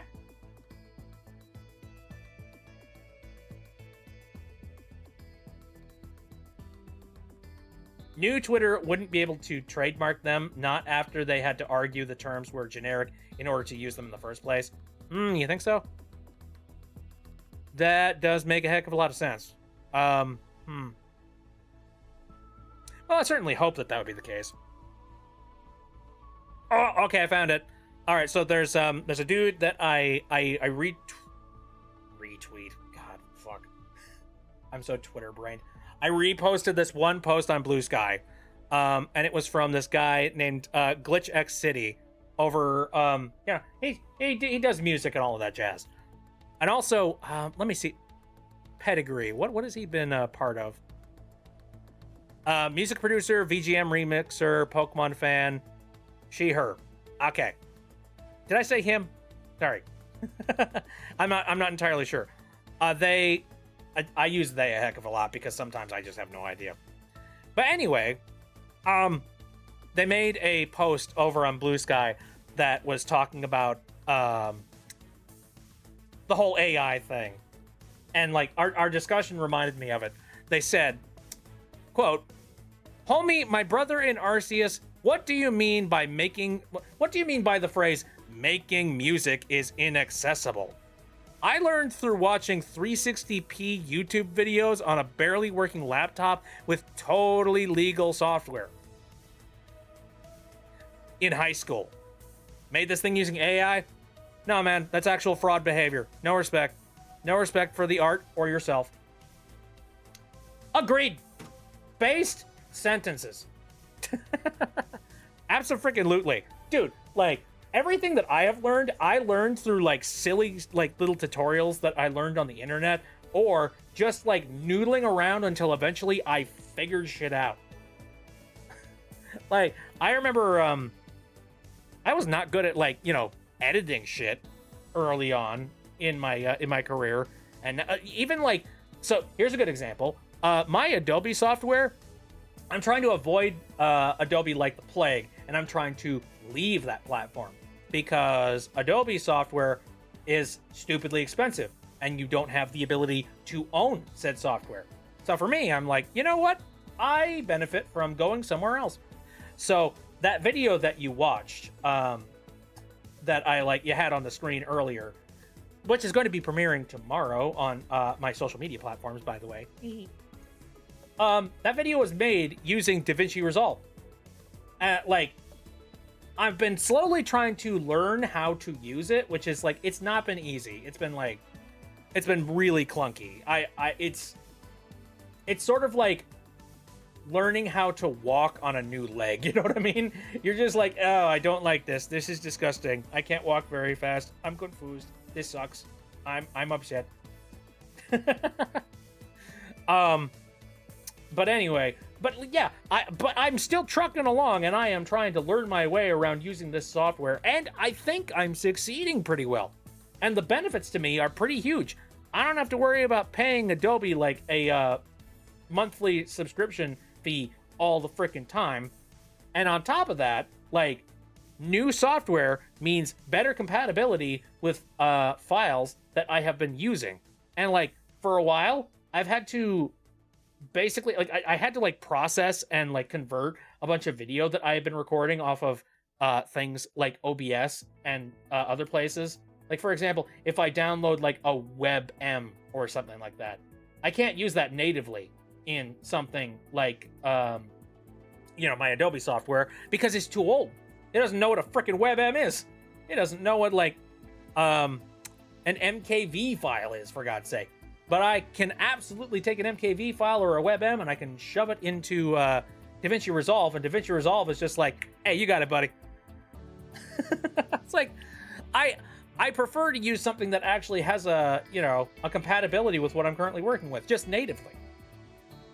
So that's helping me significantly. I've been using, I still, guilty pleasure, I've been using a lot of Photoshop and I've been using a lot of Adobe Auditions. Just because I know it and I know how things work, unfortunately. But I am trying to teach myself to avoid that. Like, I'm moving over to Affinity Software, which they just made all their software free, and I think they're doing it for, like, AI collection reasons, and I'm not a fan of that. You know, disgusting. But also, like, I've been moving over to using Audacity, and I've just recently learned that, like, the newer versions of Audacity are actually, like, pretty, like, feature-packed. Like, they have the ability to, you know, use, like, rack effects and stuff on sound channels. Holy shit. That's important stuff. That's something that, like, I do a heck of a lot on my my work and things. So, hey. Anyway, there are replacements out there. I don't want to stick with frickin' Adobe. Oh, anyway, no, but that's... I just realized I went on a crazy frickin' tangent there. What I'm saying is, I know I've learned a heck of a lot about Adobe software.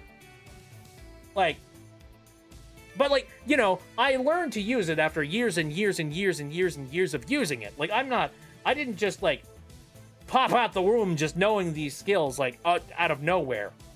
But unfortunately, if you rely on AI technology for all of the stuff that you do, like, you're not going to learn a skill. Like, you're not using tools. You're actively, like, shutting your brain off and just being like, no, I will allow the collective to give me all of my information, all of my pictures, all of my videos, and I will not think about anything ever again. Like, you're doing yourself a disservice, man. Like, learn a skill. It's frustrating as hell. Again, it's like walking on a new limb. But once you get used to that limb, boy, you can run. Holy shit. No thought, head empty is a goal to them. Yeah, like, we joke about that shit, man. No. That's not a good place to be.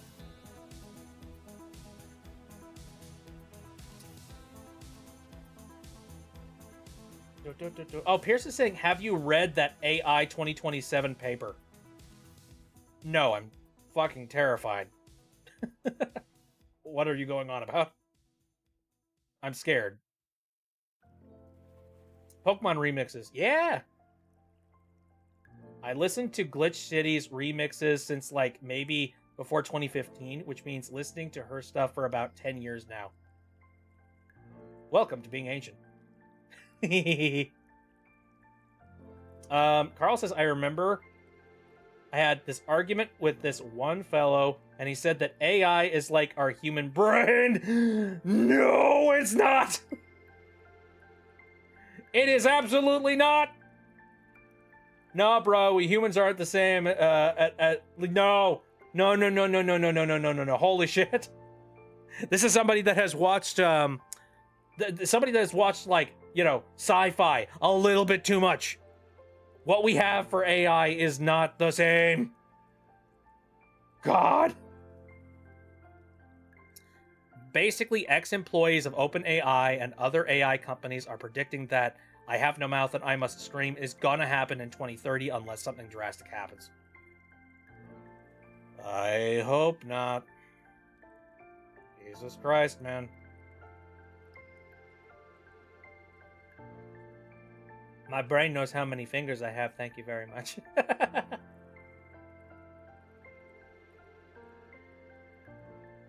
They do realize that the human brain and how it actually works is still a mystery to this day, right?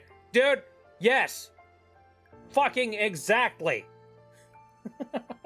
Dude, like, we currently live in an era where I wish... Dude, there are so many, like, funny little neurospicy things that happen in my brain that I would love to be able to go off to, like, a doctor and be like, hi, shut that off, please. Give me a vaccine that just, like, crispers that all out. I don't want it anymore. Just kill it. But we're not in a place where we actually know how to do any of that stuff. We don't know the human brain. We don't have the ability to actually, like, stop that stuff from happening. Like, I know that, like, there's, like, we have medication for so many things, like anxiety and depression and, like, you know, seizure-related stuff and schizophrenia and all of these things. But the funny thing is, there's so much stuff about drugs that literally boils down to, we threw a bunch of chemicals at somebody to see what happens, and here are the results. Which, you know, that's science, don't get me wrong. Like, that's the only way that we really know how to do stuff. And in fact, like, that's how we're probably going to end up solving these problems permanently. However, like, what we currently have is basically just a crapshoot. I mean, like, pain medication is another one of those things, too. Like, we don't have the ability to, like, you know, when you take the Advil doesn't travel into the arm and then, like, start mending things and make it feel good. You know what I mean? It's like, the Advil is like, you take Advil and then it flows into your body and then it, like, basically kills off whatever, like, pain you're currently feeling, but it also, like, flows into every other part of your body as well. It's not direct. We don't have direct, like, fixes for any of this shit. And so, back to what I was saying, just like, we don't know how the brain works. We don't know how the body works. We just shrug and try whatever we've scientifically figured out. And that's why I feel that, like, you know, we need to give, like, a concerted effort into making sure that science continues at a decent pace. Because that's the shit that's going to end up, like, actually solving major equations and major life problems.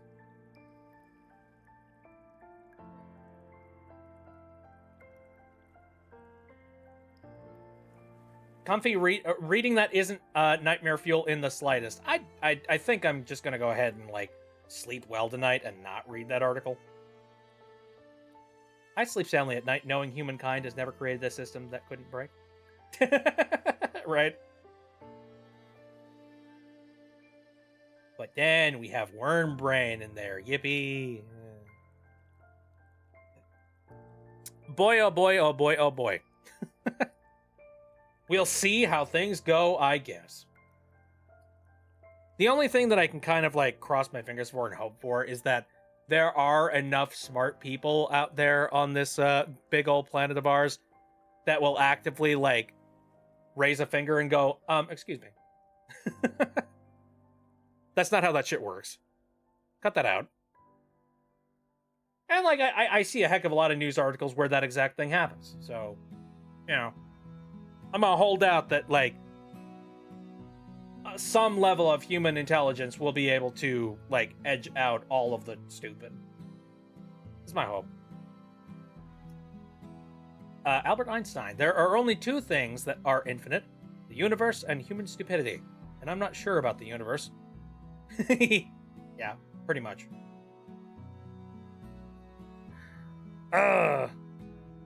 Brain dumps. Boy. What? Are there any fun conversations that I can come up with now?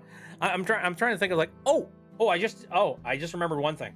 I got a message from a friend of mine who is like massively into Star Wars, and he's informed me of something very interesting. Apparently, in 2027, they're re-releasing the theatrical versions of Star Wars in theaters.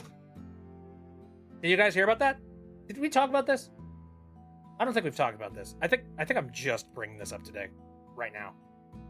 But Pierce has heard.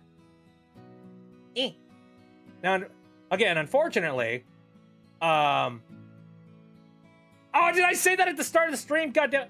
Can you tell I'm excited? All right, so yeah, I did say that at the beginning of the stream. Dude, it's just freaking Colo. Holy shit!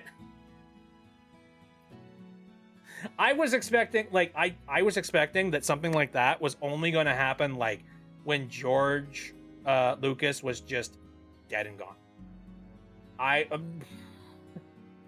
Again, the only reason I think it's happening is capitalism, and Disney is just like, well, how can we manage to make money on Star Wars now that we've absolutely destroyed the franchise? You know, it's just like, what do we do?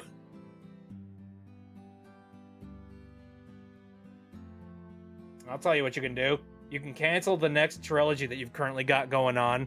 You can call the current, like, new trilogy non-canon, and you can bring back a whole bunch of, like, the expanded universe that you decided to piss on. Okay? Like, I'm not even a gigantic fan of Star Wars. Like, I like the original trilogy and somewhat the prequels after a little while of thinking about it.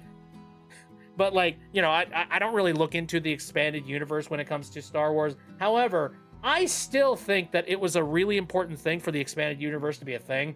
And it's really annoying that a whole lot of this major great work on the franchise is just like, no, this doesn't fit with our new universe lore, so ignoring all of this now.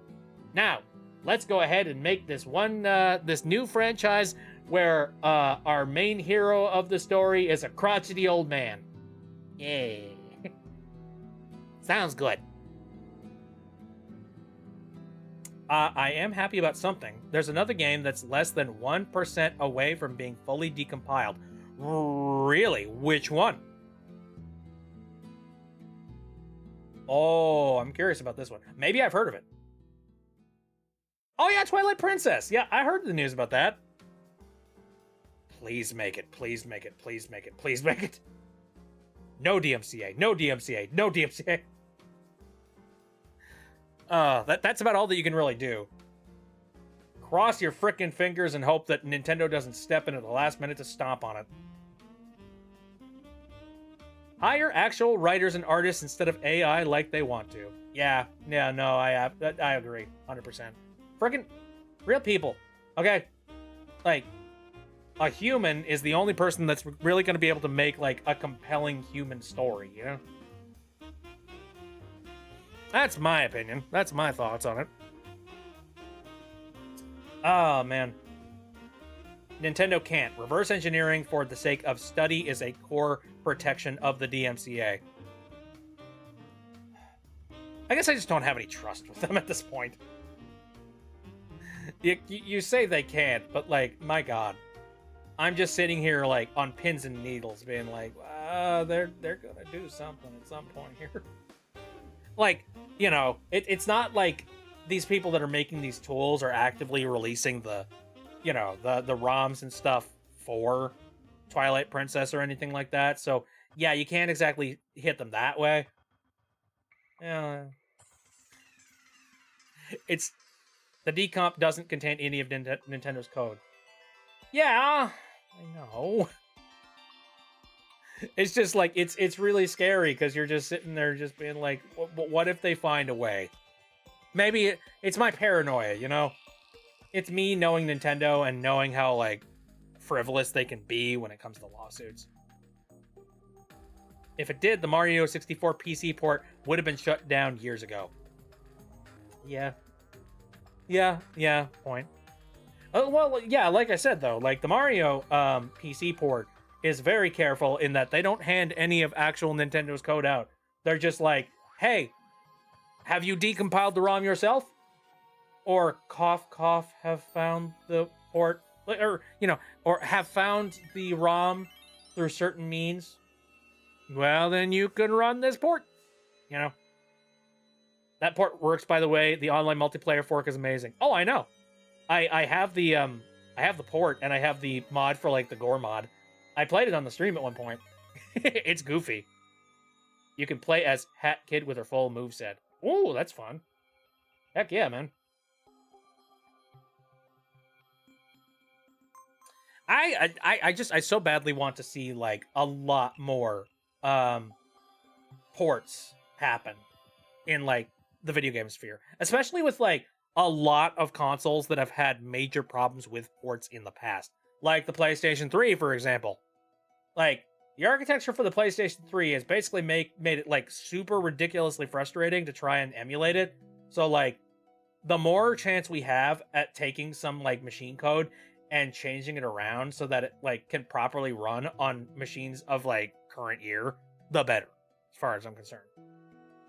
And as somebody who is, what, you know, they were a major kid of the Xbox 360 era, I've been really enjoying hearing the news about the Xbox 360 decomps that have been happening as of recently. And I am really hopeful and looking forward to maybe seeing some games that don't get a heck of a lot of love possibly have a chance of getting proper ports. The two big consoles I want more ports from are the PS3 and the Sega Saturn. Yeah, man. Hope Nuts and Bolts is next. That'd be so interesting, wouldn't it?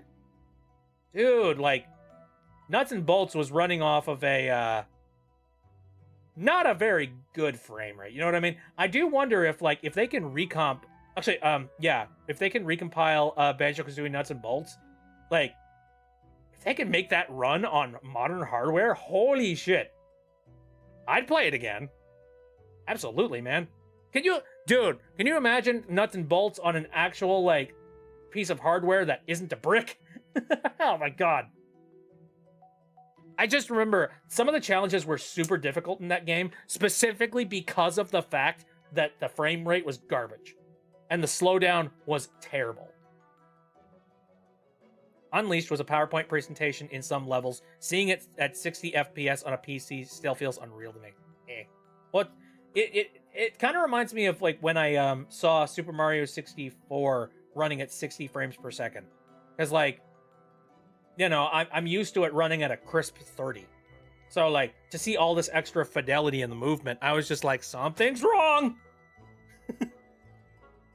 Reminds me of that time that The Hobbit was released in theaters in, like, specific IMAXs at 48 frames per second.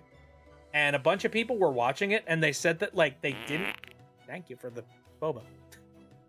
They didn't like the experience of the 48 frames per second because, like, people had gotten so used to 24 frames per second for movies that they looked at, like, 48 and their minds were kind of tricked into thinking they were watching something that was, like, lower quality than it actually was, when in reality it's more quality.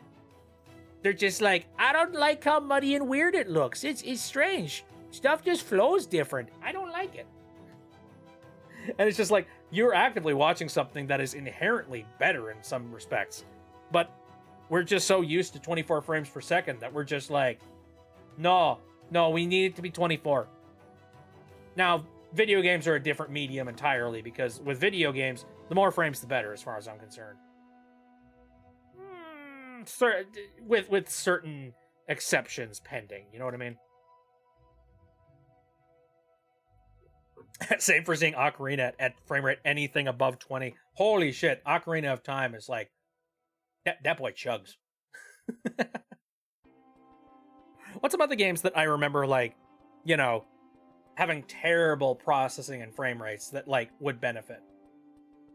God, that's a good question.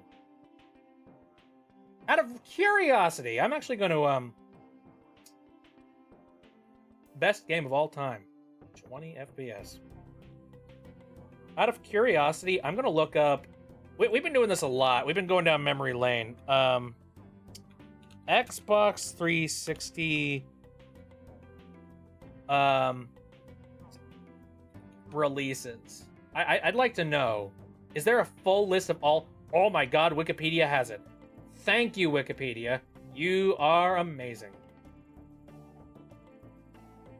Also, the people that work on Wikipedia, your tireless efforts do not go, like, observed. Here, let me pull this up on the screen here, just so you guys have, like, a little bit of a visual. Here, this should probably work. Yeah, it does. Okay. This thing's still here from that one time that we did stuff.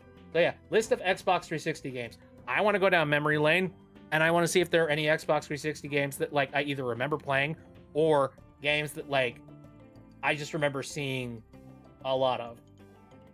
List of Xbox arcade games redirects here. For XBLA games on the original Xbox, the Xbox Live Arcade. That simple. Simpsons game on 360 and PS3 was actually legit a good one. I don't think I ever played that.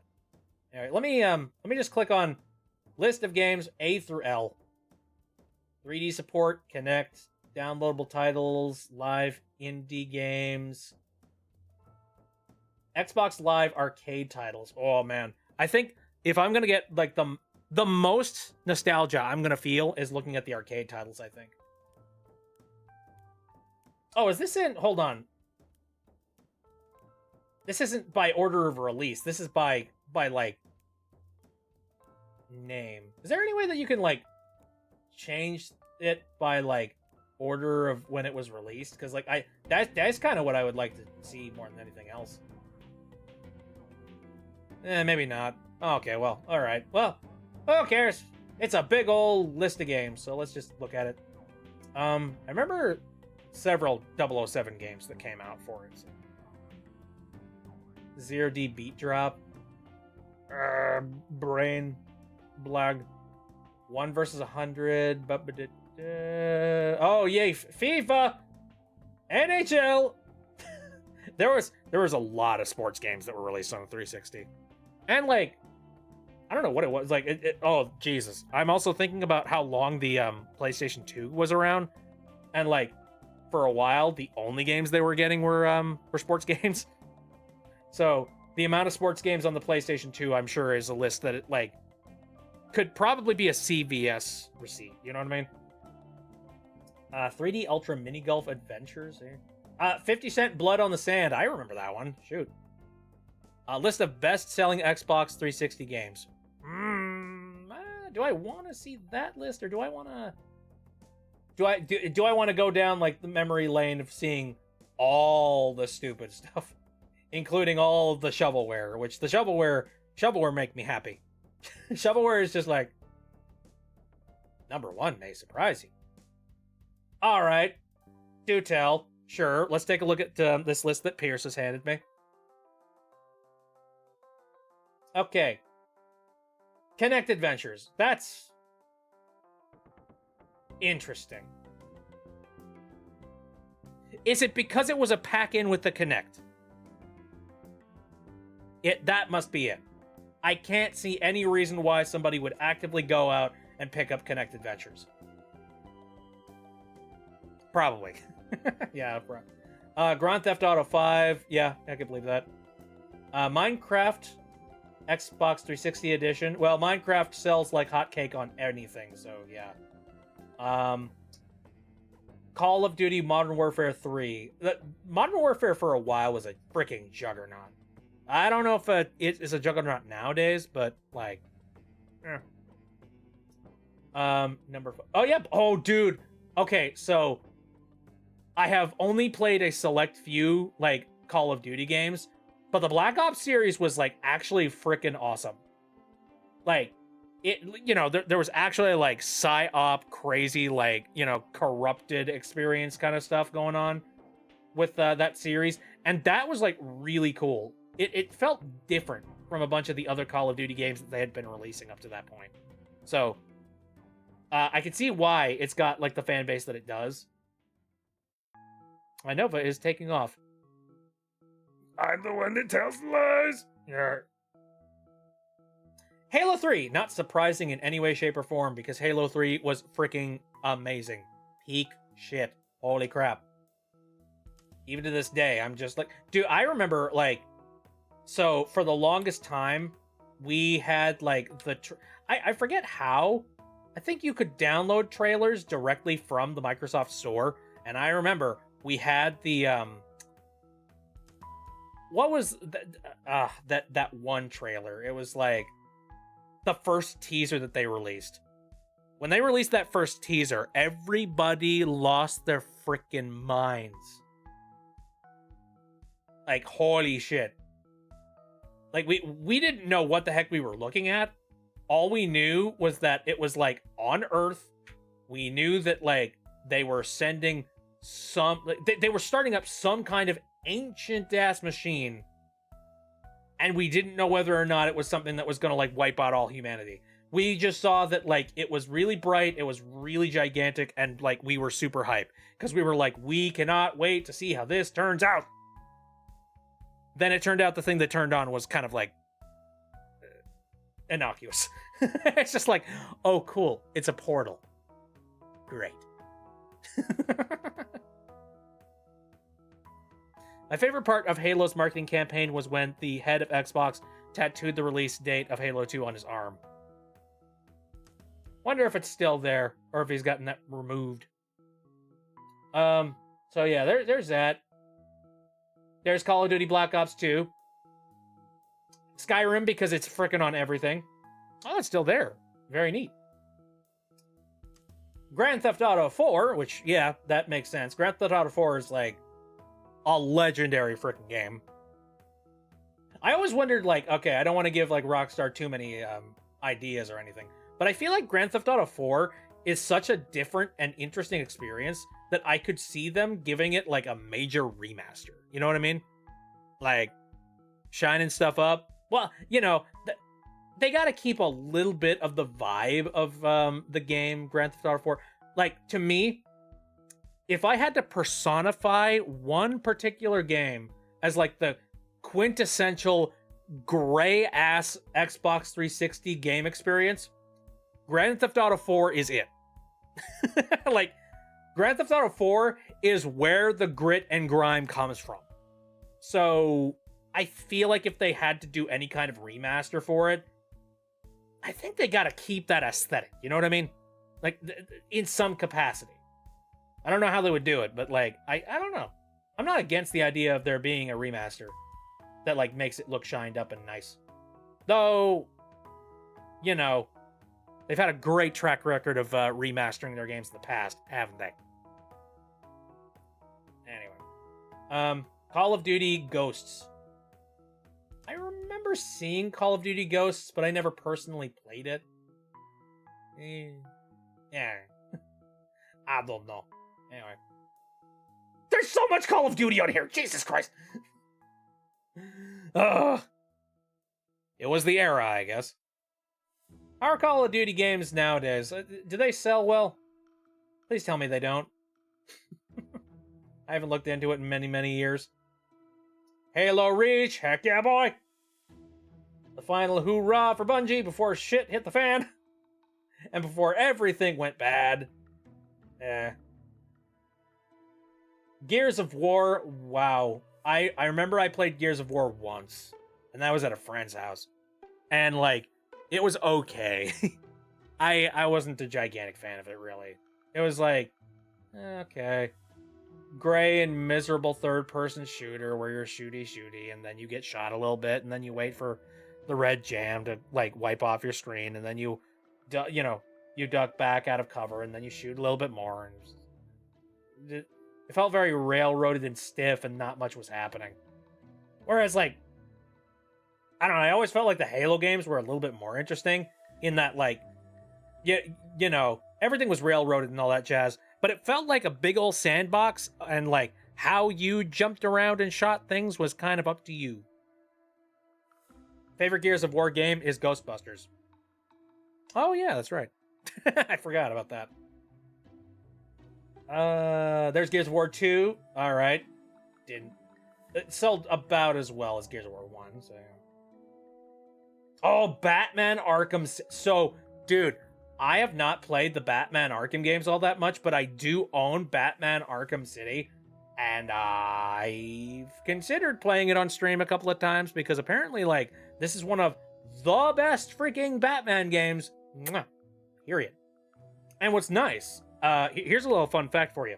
When Batman Arkham City originally released on PC, it came with that stupid Xbox Live, like, actually no, it was the Windows Live experience. It's awful. The Windows Live was shitty. Nobody wanted it, nobody liked it, but it was built and baked into like Windows Vista back in the day. Ew. It was like freaking terrible. And then Windows made the announcement that games for Windows Live can die in a car fire. Well, another thing is that like games for Windows Live apparently really impacted the performance of games as well. And so one day Microsoft made the announcement that, hey guys, so games for Windows Live was a colossal failure, so we are just gonna get rid of it. Goodbye. And the bad part about that is that there were certain games that had dependencies on games for Windows Live that required, like, you know, the save features for games for Windows Live. And so that means that there were a bunch of games that were tied into games for Windows Live that no longer work anymore. Halo 2, unfortunately, is one of those games, though nowadays you can buy Halo 2 in the Master Chief Collection, so it's not that big of a deal. But also, there are patches that were made by fans that do allow you to fix Halo 2 and make it work properly on PC again. So, that's good. As for other developers out there, Batman Arkham, specifically, you know, Rocksteady, they went back and they said, okay, well, games for Windows Live is no longer a thing anymore, so what we're going to do is we're going to patch the game, and we're going to make it so that saves are directly native to Steam instead. Good. Good, Rocksteady. Good, boys. Very, very good. Thank you very much for doing that. Because otherwise, yeah, that game would not work anymore. But yeah, you buy Batman Arkham City now, and it is completely independent of any games for Windows Live bullshit. I'm happy for that. We got another Call of Duty game on here. Oh yeah, Call of Duty 4. Woo. I don't care about Call of Duty. I remember playing Call of Duty like one time with a friend, and we played like the multiplayer where we shot each other a little bit, and like it reminded me a little bit of Halo's multiplayer, except with less shields and less bouncing around. And I was just like, what am I doing? This is more brainless than Halo. How did you do it? How did you manage that? It's just like, oh yeah, tactical, run around, lean around corner, bang, bang, bang. It's just not for me. I'm sure it's for somebody, but I don't. Anyway. Oh, Fable. when Peter Molyneux actually made games that were like not horrible shilling scams. That's really unfortunate. Like, man, what happened? Freaking Peter Molyneux. What is going on, man? Why? He's just like, he's so dead set on selling like experiences, and he's just like kind of lost the plot when it comes to making actual games that people enjoy and like, and with concepts that are like approachable. You know what I mean? And this is coming from somebody that's not a gigantic fan of Peter Molyneux. Well, I don't even play Peter Molyneux games all that much. That's the thing. I know my brother was really into Fable when it originally came out. He was really interested in the whole like good versus evil mechanics. Even though, what did it really change much at the end of the day? I don't even know. It was just such an interesting and different idea back in the day that I feel like a lot of people were like, I don't know, it captured a lot of people's imaginations, you know what I mean? But yeah, I don't think like a lot of people. Well, Fable is like known as sort of the last dying gasp of what Peter Molyneux made that was like decent.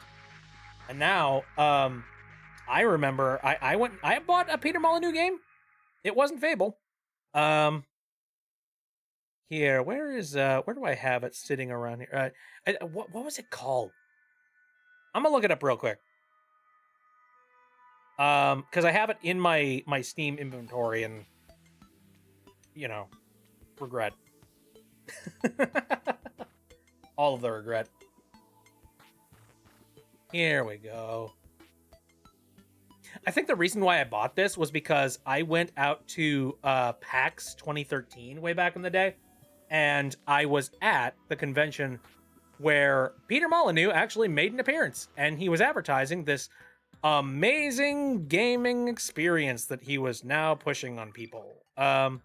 Let me see if I can find it. I think it's probably in my uncategorized list, which means that we might be here a while. Because I got a lot of games.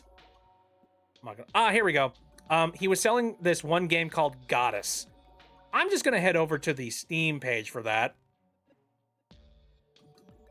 Mostly negative. So the idea behind Goddess was that it was like you were attempting to try and like it's like a strategy game. It's like simulation. You're trying to like build colonies and societies.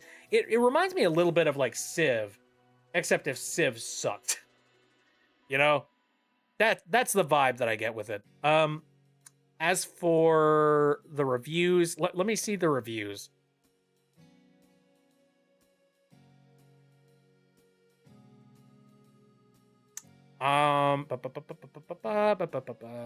Let's see. What's does anybody have like a good like truncated, really like well, which one of these reviews has got like the most here? Here's one that has like, oh god, it's really long. Okay, Jesus Christ.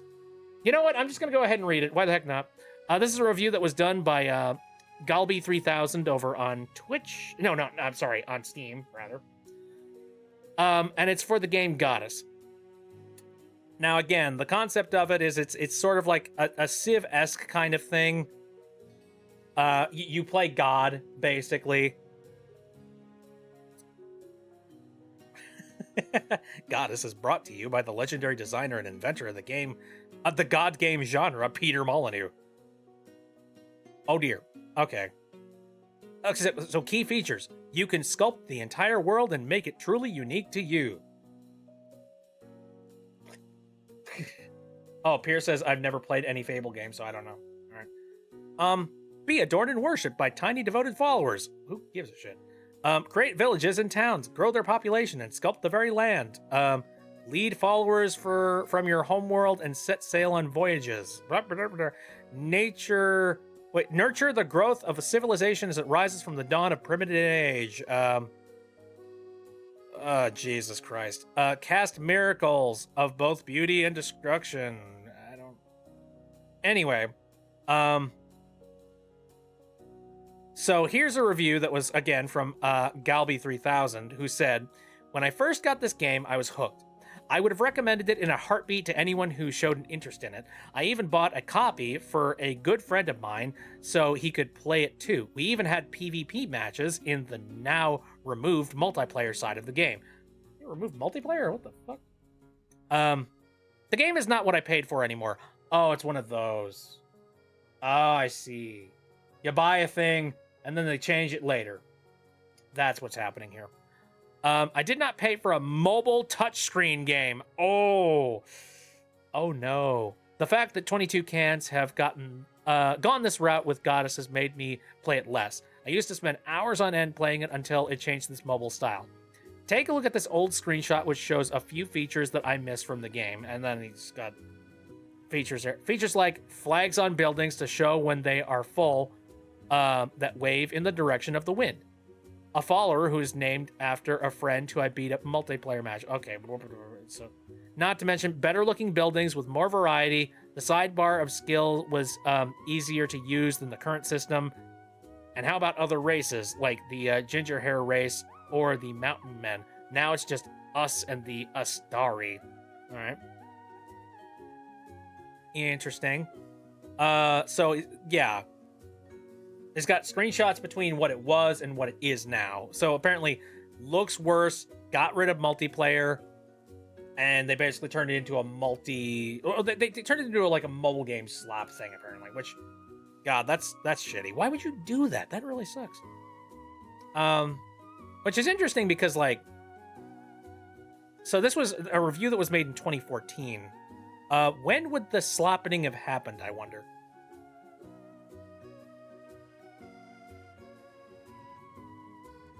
Oh, this is disgusting. Anyway, yeah, no. Goddess ended up, there was a lot of hype for Goddess, and then Goddess just sort of, like, fell on its ass, apparently. It's one of those things where Peter Molyneux, like, heavily tried to push the ever-loving hell out of this game, like it was going to be the next coming of Jesus Christ, and then it just did not happen. Or, like, it wasn't very good. So, yeah. No. I think people are kind of like sick and tired of Peter Molyneux. They're just like, yeah, don't. It's a little bit like Todd Howard in a weird way, where like Todd Howard like gasses the ever-loving hell up about his games, and then they come out a buggy and complete shriveled mess that probably needed a little bit more time in the oven. Or, you know, design decisions that were just like harebrained. Anyway, we were talking about Fable. Let's move. What's the next game on this list, eh? Oh, Batman Arkham Asylum. The again, the protoplasm to where Batman Arkham City came out. And I heard some back in the day, I remember seeing some complaints about Batman Arkham Asylum feeling like a little bit railroady and there isn't much to do in the game, and after like that the initial game loop is done, you're done, that's like Batman Arkham City basically fixed all those issues and then like improved it tenfold. So, but I've heard the Batman Arkham Asylum is still like a really good game by itself. Batman Arkham Asylum is also rad. Some of the bosses are a bit weak, but it's still an amazing game. Yeah, with our ability to look back at things in hindsight, we can definitely say that it's good.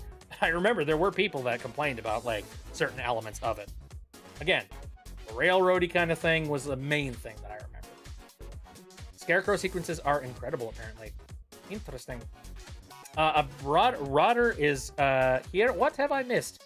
Not a heck of a lot. I'm currently just looking at the list of best-selling Xbox 360 games that I was handed by Pierce, and we're just kind of going down memory lane and talking about stuff that was on the Xbox. Oh, a time that I missed dearly. A time where you could just slip a CD into a console and... Well, okay, I would say that it worked, but also the Red Ring of Death was a thing. Oh, man, these things are built like a pile of trash. Anyway, so yeah, Batman Arkham. There's tons of Call of Duty games. Jesus. Gears of War 3. There we go. Sold like 2 million less than Gears of War 1 and 2. Man, Jesus. Some games actually required 3 discs. Oh my god, I forgot about that. Jesus. I'll never forget my first Red Ring of Death, the feeling of defeat that washed over me. Yeah, I remember my first Red Ring of Death. We ended up having to send the console back and got it replaced with a new one. And luckily, that console is actually still sitting over, like, here. Although, I've had to do, like, some personal doctoring on it myself, because the disk drive stopped working properly, and I don't know how or when it happened. Just, I guess, many years of the disk drive not running completely borked it. So that required me to go in and like do some crazy surgery to not only get like a new disk drive in there, but also get it to work properly on the Xbox console, because Xbox and Microsoft are smart individuals and made the disk drives proprietary to each individual unit, therefore making it so that you can't just plug and play a new disk drive in the console. I love Microsoft. They build great hardware. Pierre says, I didn't get a red ring, but I did get a broken disk drive. The drive started scratching discs. Ooh, that's terrible. And then you got a PS3. Hey, how about that? I feel like they could re-release old consoles, but with parts that were built to last for archivists. Dude, you know what? Yes. I am keen on that. You see a lot of like new consoles that have been coming out from like Analog, those guys. Specifically, I remember Analog 3D, like that has just recently come out, and from what I hear is that it's actually a really good console. If you don't know what it is, it's essentially a new N64, straight up. It uses like really decent FPGA, if I remember correctly. It uses like really decent emulation. Yeah, that's the word. It uses a very decent emulation to basically recreate the experience of playing on an N64 1-to-1, and it gives you the ability to like, you know, use its own controllers, or you can use original controllers if that's more your thing. But it's just like a new piece of hardware that emulates N64 close to perfectly.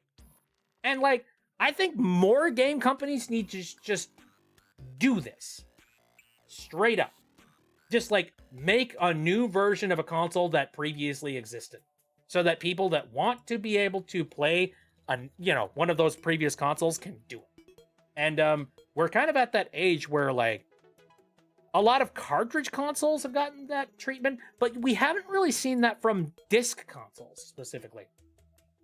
And I think we've reached a point where like we've kind of cracked a whole lot of the disc protection stuff that existed back in the day, and we've learned a thing or two about what the disc, how those disc protection things work to begin with. So therefore, like, I think we could get past it pretty well.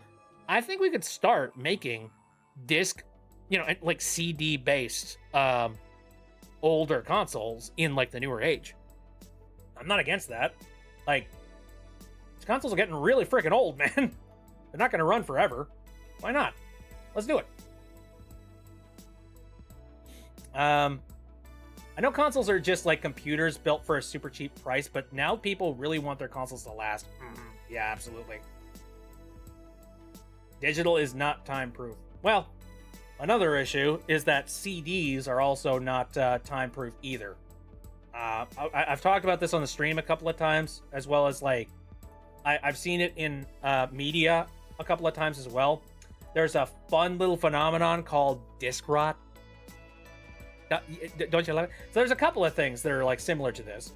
I remember hearing something very similar to this with like VHS tapes, where even if you have a VHS tape that is perfectly preserved, still in its shrink wrap, and nobody has touched it at all, a VHS tape over time will like mold and will grow like certain stuff inside of it. And unfortunately, yeah, that can completely destroy VHS tapes. So even if you've got a collectible VHS tape you've never touched before, there's a chance it probably won't work or run. And also, yes, even in shrink wrap, yeah, it's just kind of the nature of how germs and mold grows. Like it happens, and that is sad. It happens to like even the most protected material out there. But yeah, CDs unfortunately have disc rot problems. This is usually caused by a manufacturer who, for example, this happens a lot with like DVDs. Sometimes a manufacturer of a DVD will go and manufacture it with not the best standards. Like maybe they'll make it in like sort of a dirty factory, or like they won't seal it properly, or they'll use like a really cheap sealing technique to actually make it happen. And that will end up making the CDs a little bit more like susceptible to like cracking open. And like once it's cracked open, that's it. You've let air inside of it, and now stuff can start to grow on the underside. So for for pretty much all DVDs, it's only a matter of time. And that's why you're starting to see more of a push from people talking about the idea of archiving your DVDs so that in the event that disc rot does plague your DVD collection, you will still have the movie. Now, unfortunately, this does kind of coincide with a lot of people talking about piracy. Yeah. Well, that is unfortunately something that can happen in the event you back up your files, because files are digitally transferable, and you can definitely send somebody an ISO of a particular CD that you just so happen to burn, just rip and sent away to somebody else. So, you know. Pierce says the DMCA explicitly allows archival copies to be created for personal use. Yep. But again, I don't like slippery slope arguments. But yeah, all it takes is somebody taking that one particular video file you created off of a DVD and transferring it over to a friend. And yeah, there's not much that stops anybody from doing that. But hey, if you're doing it ethically, you can do it. Absolutely. How much money is something from 30 years ago to make in terms of archiving? Wait. In terms of suing? How much money is something from 30 years much ago make in terms of... Are you asking, like, you know, who's going to stop you? Is that what you're asking? Just be like, this was released several freaking, like, years ago, and it's, like, DVD quality, and nobody freaking gives a shit, so, like, why would you care? To be fair... Yeah. If something's really old, why is it a problem if someone strips a disc? I'm asking rhetorically. Yeah.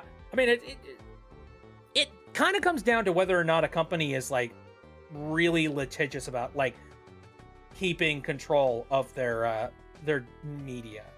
I think Disney would definitely be one of those companies that would like come down with a hammer and be like, "Hey, are you distributing our copyrighted works?" They probably would. For some companies, they probably don't care. They're probably like, whatever, we're not making money off of this anymore. We're not going to go and fight people for it. Mariant is a lovely website with cool resource. Random aside, this is a funny little like side story that I've got here. So you remember me talking about how like I was having some computer issues recently? Specifically ones that were centered around Adobe software, specifically. Infamous is owned by Sony. Waka waka.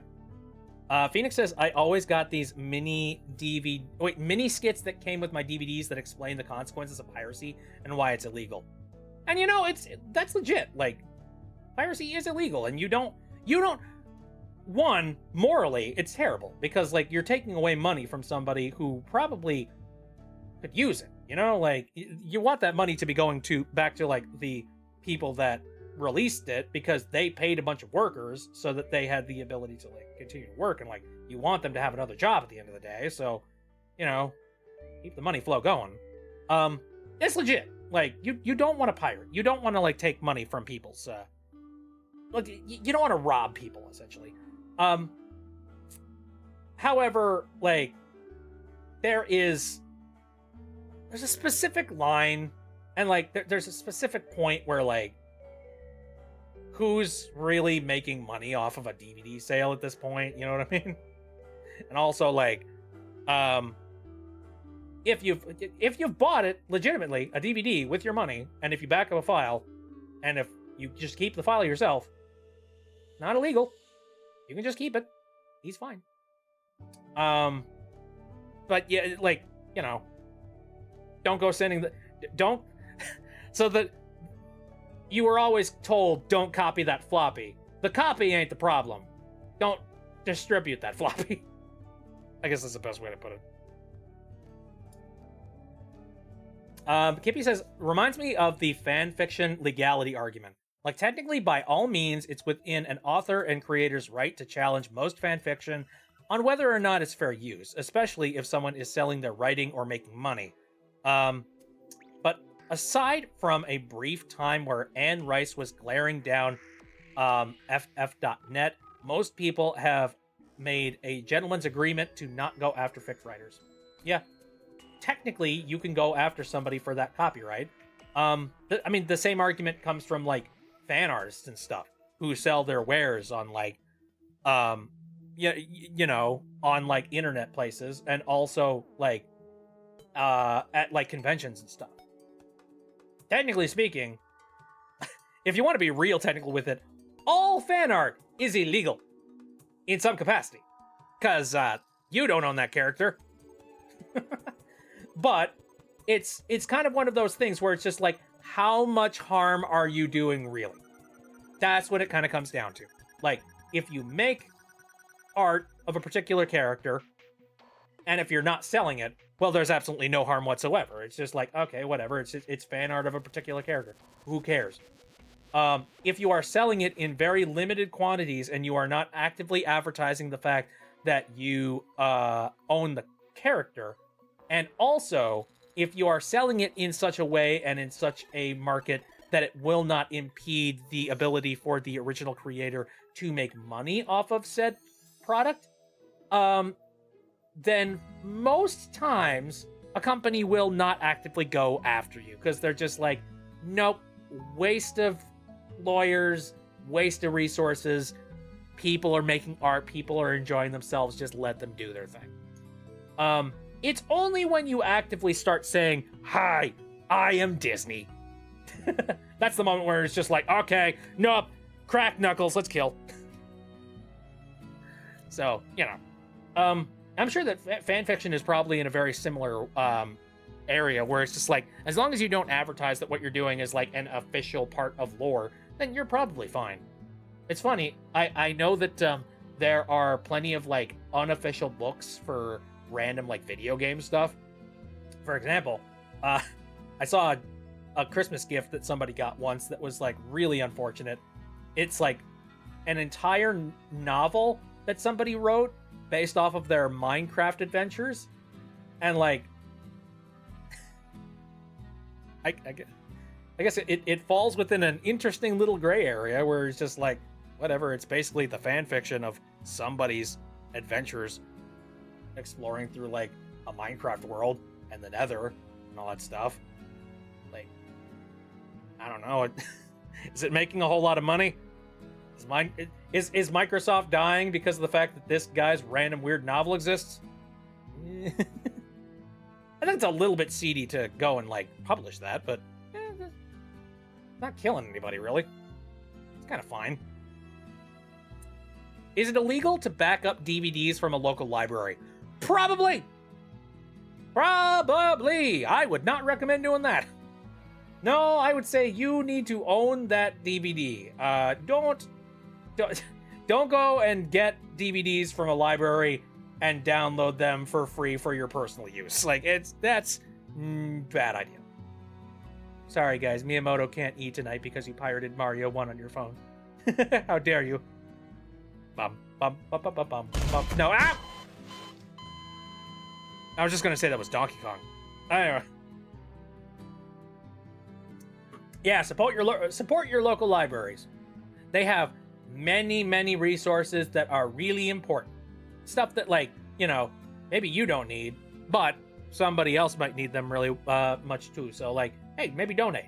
Donate to your library. Definitely make sure that, like, you know, whoever you're electing as your mayors and your city officials, make sure that they support the library. Because a lot of libraries run off of tax dollars. Get a library card. Even if you don't go, that adds to their numbers and helps determine their funding. Do it. Life is not hard when you get a library card. My library lets you rent out PS4s and games for the PS4. That's freaking rad. Holy shit. Freaking cool. Anyway, I was going to talk... Alright, so while we're talking about, like, you know, DVDs and all that jazz, let's get back to what I was talking about. I was having a really frustrating problem recently. Oh, wait. Even if you never step foot in the building, libraries will often allow you to rent ebooks through services like Hoopla and Libby. Ooh, very true. Alright, I was having computer problems. Keep restarting the story here.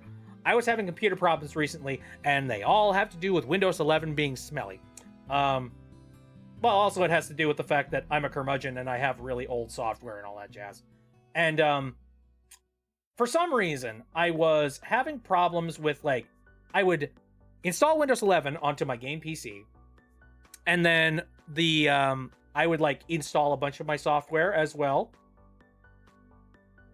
And then, at a certain point, I would try and restart my computer, and my computer just would not restart properly. Like, it would break, and it would, like, attempt to try and fix itself, and then it wouldn't be able to fix itself, and then it would try to go online to search for a solution to the problem, and then it would not find the solution to said problem. And so it basically just got stuck in a never-ending loop of, like, being broken and not being able to fix itself. And for the longest time, I think 2 months, I feel, maybe like 3 months, I'm not entirely sure, but, like, I was having this problem for a long freaking time, to a point that, like, I mean, at least I was having... It first happened when I tried to install Windows 11 a long time ago, way back before it became, like, a requirement to install Windows 11. And I basically told myself, you know what, this is FutureBit's problem. I don't care anymore. Well, FutureBit ended up dealing with a lot of problems later on. So ever since at least October, so I would say about 2 months of frustration. Oh, you did the same thing? Hey, nice. Yeah, about 2 months of frustration where I'm just like, I'm basically keeping my computer on at all times, or I'm putting it in sleep mode and not putting it, like, in a restart state, because I never know if the next time I restart my computer, it's gonna be broken again. I'm just like, nah, it's like Schrodinger's freaking computer. I don't know whether it's alive or dead. And the only difference is whether or not power's going through it. So eventually I figured out that, like, after... Isn't that bad for a computer? Yes! Abso-fucking-lutely! It's terrible for a computer. But I did it anyway, because I'm just like, I don't know what I'm supposed to do aside from this. I need these computers to run. I need my software sitting here. I'm scared. But eventually, after enough restarts and enough about, you know, me being frustrated with the computer, I eventually put 2 and 2 together, and I figured out what the problem is. Adobe. I have Adobe CS6, which is the last piece of, like, Adobe Creative Suite software that was ever released independently on DVDs. After that, they completely stopped releasing individual releases, and they moved all of their shit to Creative Cloud. So, you know, you don't have the ability to own your software anymore. It's all for rent, and you have to pay a monthly fee. Don't like that. Absolutely not. It's basically just, like, bleeding you dry constantly, all the freaking time. You can't just own a piece of software, basically. And I don't like that, which is why I've stuck with CS6 for so long. However, I have found out that installing CS6 onto my computer has an interesting little side effect. It attempts to try and install this one particular file in the System32 directory of the computer, specifically in the drivers folder. I forget what it's called. I think it's like PXH something or other. It's a driver, whatever the heck. And I don't even know what it's for. Probably something important. I don't know. I'll figure that out when I cross that road. But all I know is that for some reason, Windows 11 has made the decision that this driver is no longer acceptable. It worked in Windows 10, doesn't work in Windows 11. Like, it blocks it out. Like, something about, like, you know, memory security or something. Like, they just don't allow it to run anymore. Well, it tries to install this driver, but then it, like, stops installing the driver because Windows won't allow it. And apparently, it basically leaves this, like, corrupted, broken driver file sitting inside of your computer's System32 folder that every single time the computer tries to boot up, it tries to call that driver. And when it tries to call that driver, it seizes and it's not able to do it, which creates a boot loop, which makes the computer unable to load. And apparently, this has not been documented by Microsoft as being a problem because they don't even know that it's an issue and they don't know how to automatically fix it. I managed to figure it out by, like, you know, looking through Reddit articles and pulling my hair.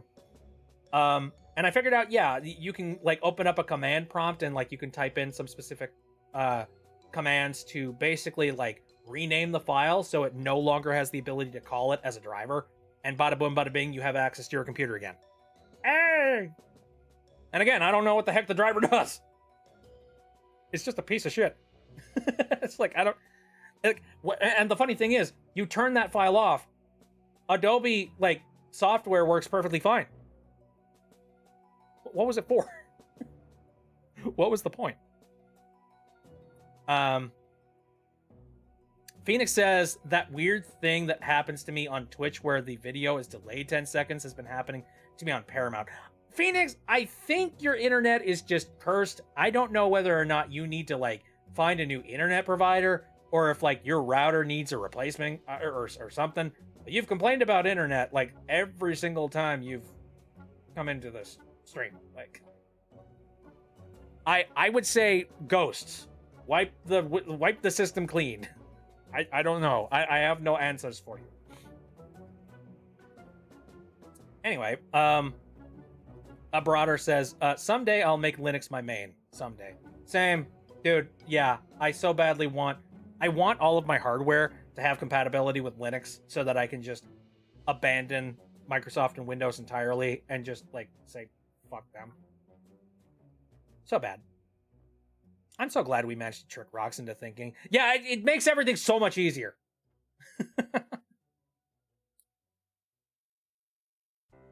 Yeah, I know. I know. Clear Cache was in response to Phoenix. No worry about that. Anyway. But while I was doing my research and experimenting with trying to get the whole problem to be fixed, I was looking into all of the other potential problems that might be happening. Like, I crossed all my T's and dotted my I's, man. I tried to find every single little issue that could have been causing this restart issue. I discovered, after you fix the issue with my, with the restarts, for some reason, it also broke my CD drive. And that was a very interesting thing. Like, for some reason, so, like, I would attempt to try and, like, load a CD into it, and it would, like, begin to start to run the CD, but then it would, like, it wouldn't fully speed up. It would just be like, what, huh? What? I'm confused. It's like, it would be like, okay, drive is closed. There's a CD in the drive, buddy. Start spinning up. No. Basically, that's how it would work. It's just like the communication would not happen between the drive and the computer. And for clarification's sake, I have an external Blu-ray drive, which should be able to read basically anything. This boy should be able to read, like, CDs, DVD, Blu-rays, the whole shooting match. I just wasn't. So, I was confused for a little while there, because I'm just like, how? You were working perfectly fine before I installed, like, Adobe CS6. What happened? Why are you doing this? Also, there's a Happy in here. Hello! Welcome to stream. I'm ranting about computer problems again because that's my brain. That's how I'm wired. My chemistry is weird. Also, if you want to know what this was, a little bit earlier we were talking about the top games that were released on the Xbox 360. And we got into kind of a conversation about how, like, we kind of need to have the ability of, like, preserving our media and stuff and our CDs and stuff. Anyway, I was just talking about how installing Adobe CS6 for some reason was breaking my computer's ability to read CDs. And I was just like, okay, well, why the heck is that? So I thought of an interesting workaround. I was like, all right, so you can't read CDs, but what if I ran an ISO? And if you don't know what an ISO is, it's basically a it's basically a digital version of a DVD. It's like the files that you actually install onto a DVD to make the DVD in the first place. I was just like, surely I could run an ISO, right? So I tried to run an ISO on my computer for like a very specific piece of software that I had. The ISO wouldn't run. Which is weird because I did a lot of tests for this, and I found out that it can run ISOs, but only before I could install Adobe CS6. If I installed after Adobe CS6, after the installation of CS6, it just would not read ISOs either.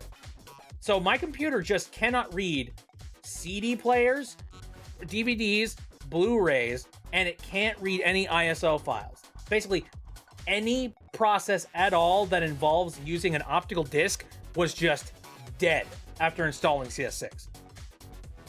I was like, fuck.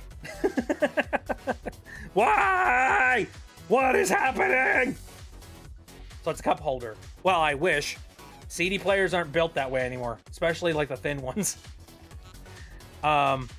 No, instead it's a nice coaster. But I found out what the problem was. You remember that driver that it attempted to try and install, right?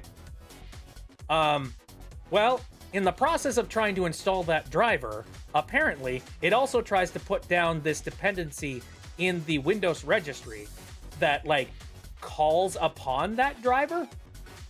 And apparently, because of the fact that like that driver cannot be called upon anymore, but because it's listed in the registry under a specific set of numbers, like, for some very strange reason, it makes it so that because that driver is not available, it just will not run CDs. Couldn't tell you why. I'm not a smart-brained individual. I just kind of like figured this out after fucking around with stuff. But and by the way, for people that are not like major tech savvy type of individuals, the registry is one of those places in your computer you never need to be in. Ever. Like, Windows' registry is a maze of bewilderment and confusion that you don't need to touch. And touching it breaks things more often than fixes things. However, I looked up some information about what specific registries use the optical drive, and I found out that in order to fix it, you have to like delete these two specific entries, and I don't even know what they exactly do, but they have something to do with that particular driver. And as luck would have it, I checked that entry before I deleted it, and I found the listing for that driver sitting right there in the information for it. So I deleted those two little things. I plugged in my Blu-ray drive, and it works like a charm. I did it. I solved all the world's problems. So yay, the drive works now.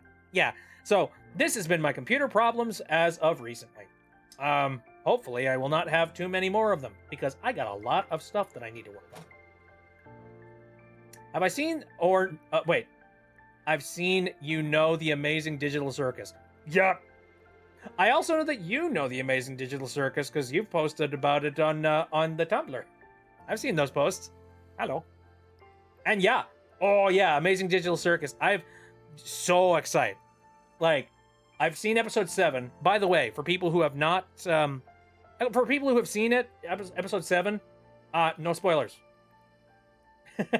no touch. Like, that is some fresh information. At least leave it for about a week. I don't know if anybody in here is like, an Amazing Digital Circus virgin or not, but yeah, I feel like everybody in here is probably aware of what Digital Circus is.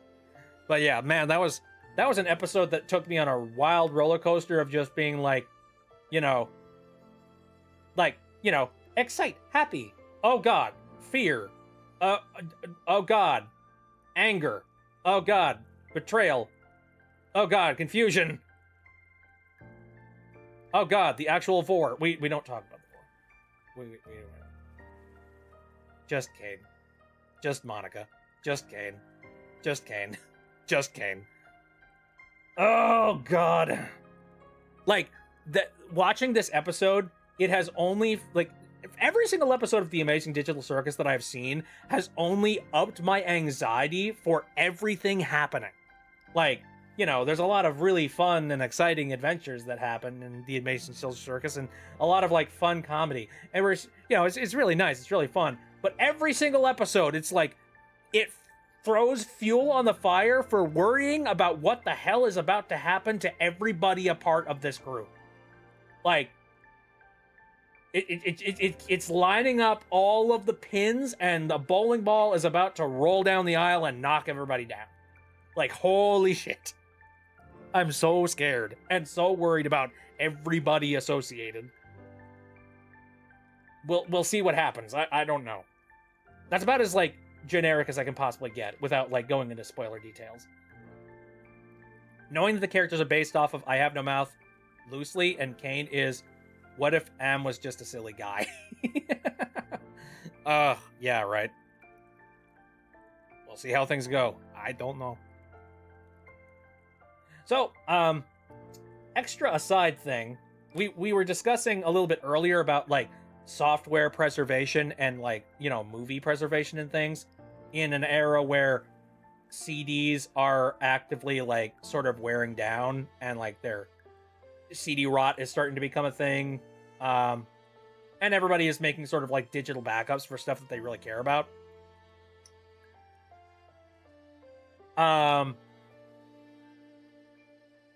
So I remember, like, okay, wait, no, reset my brain for a moment. So, fun fact, I found out that, I don't know whether or not this is, like, a special thing or anything like that, but apparently I have a Blu-ray player that, people within certain, like, software ripping scenes actually, like, actively use in certain capacity. And the only thing that stops you from being able to do said thing is, they updated the firmware for it at one point and made it so that it was a lot more locked down and, like, secure. However, if you have a specific, piece of software that allows you to, revert the software back to version 1.0, you can use this, they try and push the idea that, oh no, this was for security. This was for your protection. No, in reality, it was because they wanted to make sure that people couldn't do exactly what I may or may not be able to do now. Like I said, do not pirate. However, I am of the opinion that if you own a piece of physical media like a DVD or something, you have the right to make a backup copy. I stand by that. Gonna try to head out to the Digital Circus Cafe. Whoa! Oh, that should be fun. Yes, please, take pics, share. I want to keep physical copies. I want to actually own something I spend money on, even if it eventually wears out and breaks. Like, so do my paints and so do my paint and colored pencils. It's fine if someday my Blu-rays and DVDs fall apart. Yeah. I like owning physical. Yeah, I like owning physical things. It's why when Nintendo made the announcement for that game key card bullshit, that made me mad. Because like, what that is literally just a game card that is the cheapest piece of garbage they could possibly manufacture, and all it does is you plug it in, it confirms to the console that you own the thing, and then it lets you download it from the frickin' store. No. I want to, when I buy a physical cartridge, I want the game to be on the cartridge, and I want to be able to play a 1.0 version of whatever it is that I bought. Okay? Patches, alright, fine. You can go ahead and patch it all you want. But I want to at least be able to play whatever it is that was like, you know, gold printed on the freaking unit. A console is a computer. Some companies shouldn't get to unilaterally control what programs I run on that computer. I own the computer. It's worse than that. The downloaded game won't run unless the game key card is inserted. This is such bullshit. It's such a bad deal. It's like, and now that I have it downloaded on the freaking unit, you won't let me actually run it off the... So stupid, so dumb. Dumb idea. Anybody that decides to utilize it for any reason, aka AAA game manufacturers, fuck you. Fuck you for, like, saving a dime by not physically manufacturing stuff. Come on. Like, either release fully digitally or don't. Don't do this halvesy shit where you're just like, you technically bought a physical one. But shut up. If I can't play offline, then what's the point? Yeah, well, there's a lot of game manufacturers that would also love you to play multiplayer games all the time, forever. No more of this single-player experience stuff. Whatever. No, that doesn't give us a recurring amount of revenue. You get the worst of physical media with the worst of digital media. Yay! It's a shit sandwich. Companies can absolutely afford to do full physical cartridges, they simply choose not to. Especially like nowadays where physical cartridges are like really small and cheap, and like it's like, you know, flash memory, it's not exactly like, it's not like super cheap to get, but it's cheaper than it ever has been. Every Nintendo console before the GameCube. Yeah, exactly. Good frickin' lord. Yeah, nope. I am all for being able to own the things that I buy. Please and thank you. Man, there was something else that we were talking about before too. What was that? I feel like we've gone on like at least like 10 different tangents this episode, which means it's a good episode.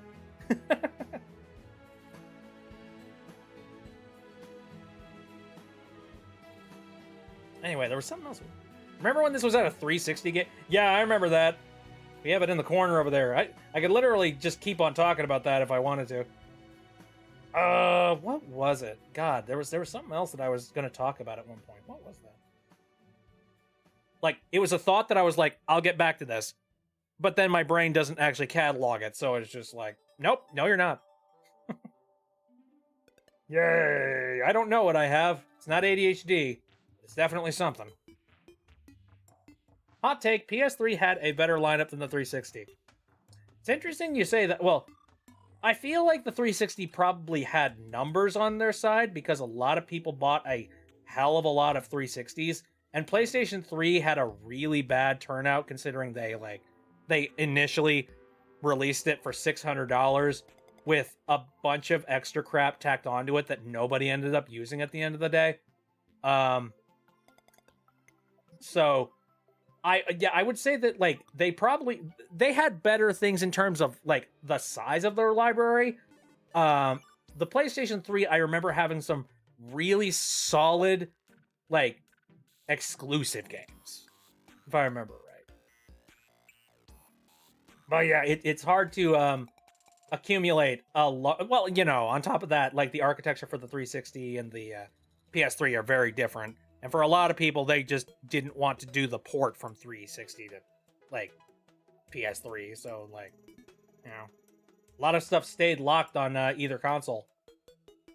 Whereas nowadays, a lot of stuff just gets manufactured with like a Unity engine, so it can be ported everywhere. All right, let me scroll through here again and see like some more top games. I never really played Left 4 Dead 2 on consoles. I played it on PC though. There's Halo 3 ODST. You know, I like Halo 3 ODST, but it's a very different flavor. Kinect Sports. Again, was Kinect Sports bundled with a Kinect. Otherwise, I wouldn't have seen it possibly show up. Reach better. Agreed. Absolutely. Assassin's Creed 2. I can't tell you how badly I want to play Assassin's Creed and Assassin's Creed 2 for the stream. Heck, I want to play Assassin's Creed games in general for the stream because I really enjoyed playing them and the stories were so good early on. And then Ubisoft went and Ubisoft everywhere. They ruined everything. I remember when they originally said, oh yeah, Assassin's Creed will only have 3 games in the franchise. And then they said, no, actually, technically Assassin's Creed 2 spans the amount of 4 games. So we're going to release like 2 more games after this, and therefore there will be 7 games in the franchise. And then they just gave the fuck up and said, no, it's just a regular thing we do. It's like, you freaking assholes. Assassin's Creed 1 was super ridiculously janky. Like, had a lot of problems, and in general had a lot of elements in it that were just no fun. Assassin's Creed 2 was such like, it's like they managed to it still had like jank, don't get me wrong, but like Assassin's Creed 2 and it's like, you know, sequential sequel things to like Ezio's story. Like, I feel like that was the moment they finally managed to get their asses together and made a really, really decent game. And after that, it just feels like they've just been coasting off of the same shit over and over and over. Like, they've run out of ideas. I don't know, man. Anyway. Ooh, Force Unleashed. You know, I never played Force Unleashed, but, you know, I know of its legacy. Yeah. And there's Assassin's Creed.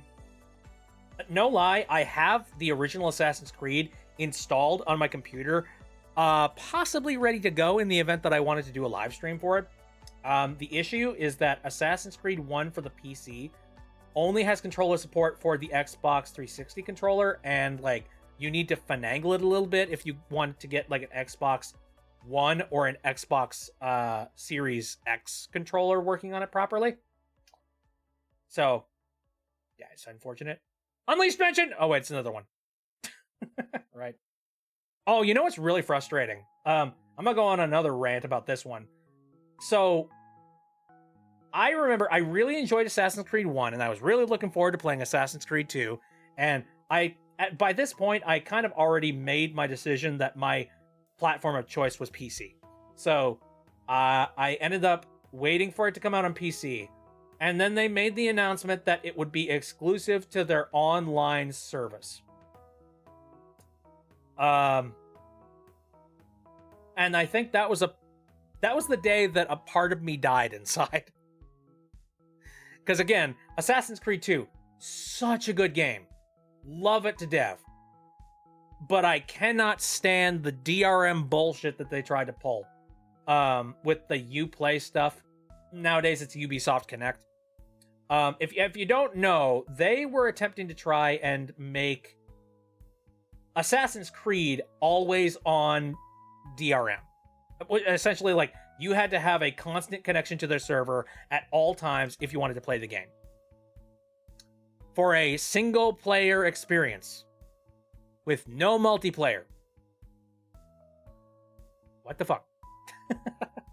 Like, nowadays, it's a little bit more relaxed. Now it's just a case of like, you know, they want you to give a nudge to their server every couple of weeks is essentially all that they want now. But like, even then, I don't like that either. Like that I still don't like that. Because that gives the idea that, like, oh, everybody is always going to have a connection to the internet. And therefore, everybody is going to be able to connect and, like, do this little nudge to the server. You know what? For some people, maybe they don't. Maybe they don't have a constant internet connection to be able to do that. And on top of that, like, it's very limiting and, like, very invasive. I don't like the idea of a games company basically saying, we make the decision about how many times you install this unit onto your computer. Despite the fact that, like, Steam already has DRM directly built into it. Like, Steam handles that on their end. And sure, Steam DRM is not necessarily the strongest DRM.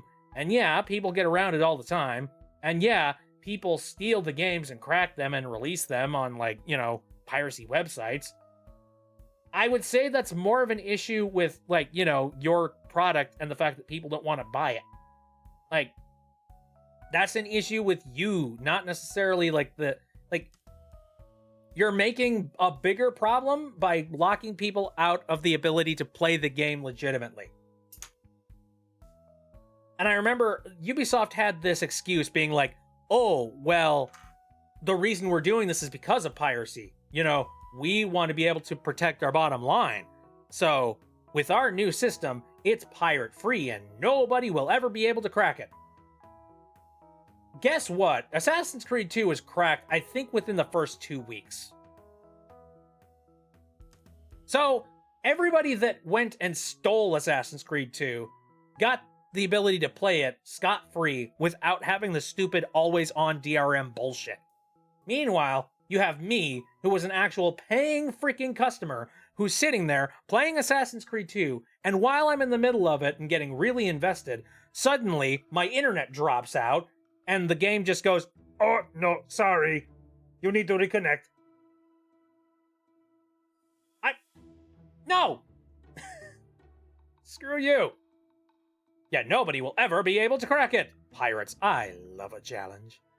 Even to this day, I'm still like, I'm waiting patiently for some DRM that's on a couple of games to finally get cracked. It's been a while. There's a couple of, like, a couple specific Sega games that unfortunately, like, have Denuvo on them. And I'm waiting for a crack to finally come out for those things. Or for Sega to finally grow a heart 3 sizes and maybe just get rid of it. Please. Please. But anyway. No, I have a love-hate relationship with Assassin's Creed. It's a game franchise that I feel like I would really love, but Ubisoft is so far up their ass, and they're just making things so much harder to deal with. Just release your game on Steam. Do what every other game company does, and release it on, like, if not Steam, release it on GOG. Like, what? Stop with your stupid, like, oh, hey, we have our own thing, too. Hi-Fi Rush Denuvo was removed. I remember you mentioned that. My radar is currently pointed in that direction. Oh, so what's the next? Oh, geez, Dance Central. That makes sense. Gotcha. Lego Star Wars! Yeah! Been forever since I played a Lego Star Wars game. But, like, oh, I've got some nostalgia for that. Holy freaking crap. I don't think I ever played Dance Central, but, like, it's freaking Harmonix. Of course they know how to make a rhythm game. Obviously. Oh, Marvel Ultimate Alliance. Holy shit. I haven't thought about that game in forever. Lord. I don't remember it being great, though.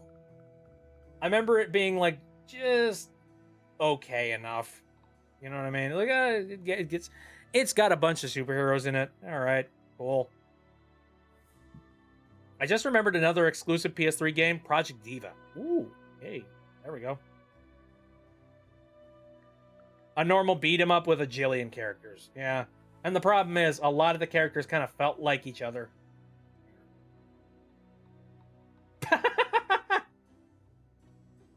Do we do the meme? Do we do the meme? I have the oldest Xbox known to man. You have Uno! Anyway. Yeah, that kind of just makes up its own joke. Anyway.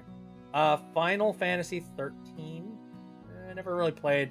Not been big into the Final Fantasy games. One, because I've never been much of an RPG guy. Two, Final Fantasy games, like, they released very heavily on, like, the PlayStation growing up. And, like, by the time it finally hit, like, the Xbox 360 and stuff like that, I always felt like I had missed the boat. You know what I mean? Like, we're up to 13. Do I need prior knowledge before I play any of these other ones? No. The answer is no.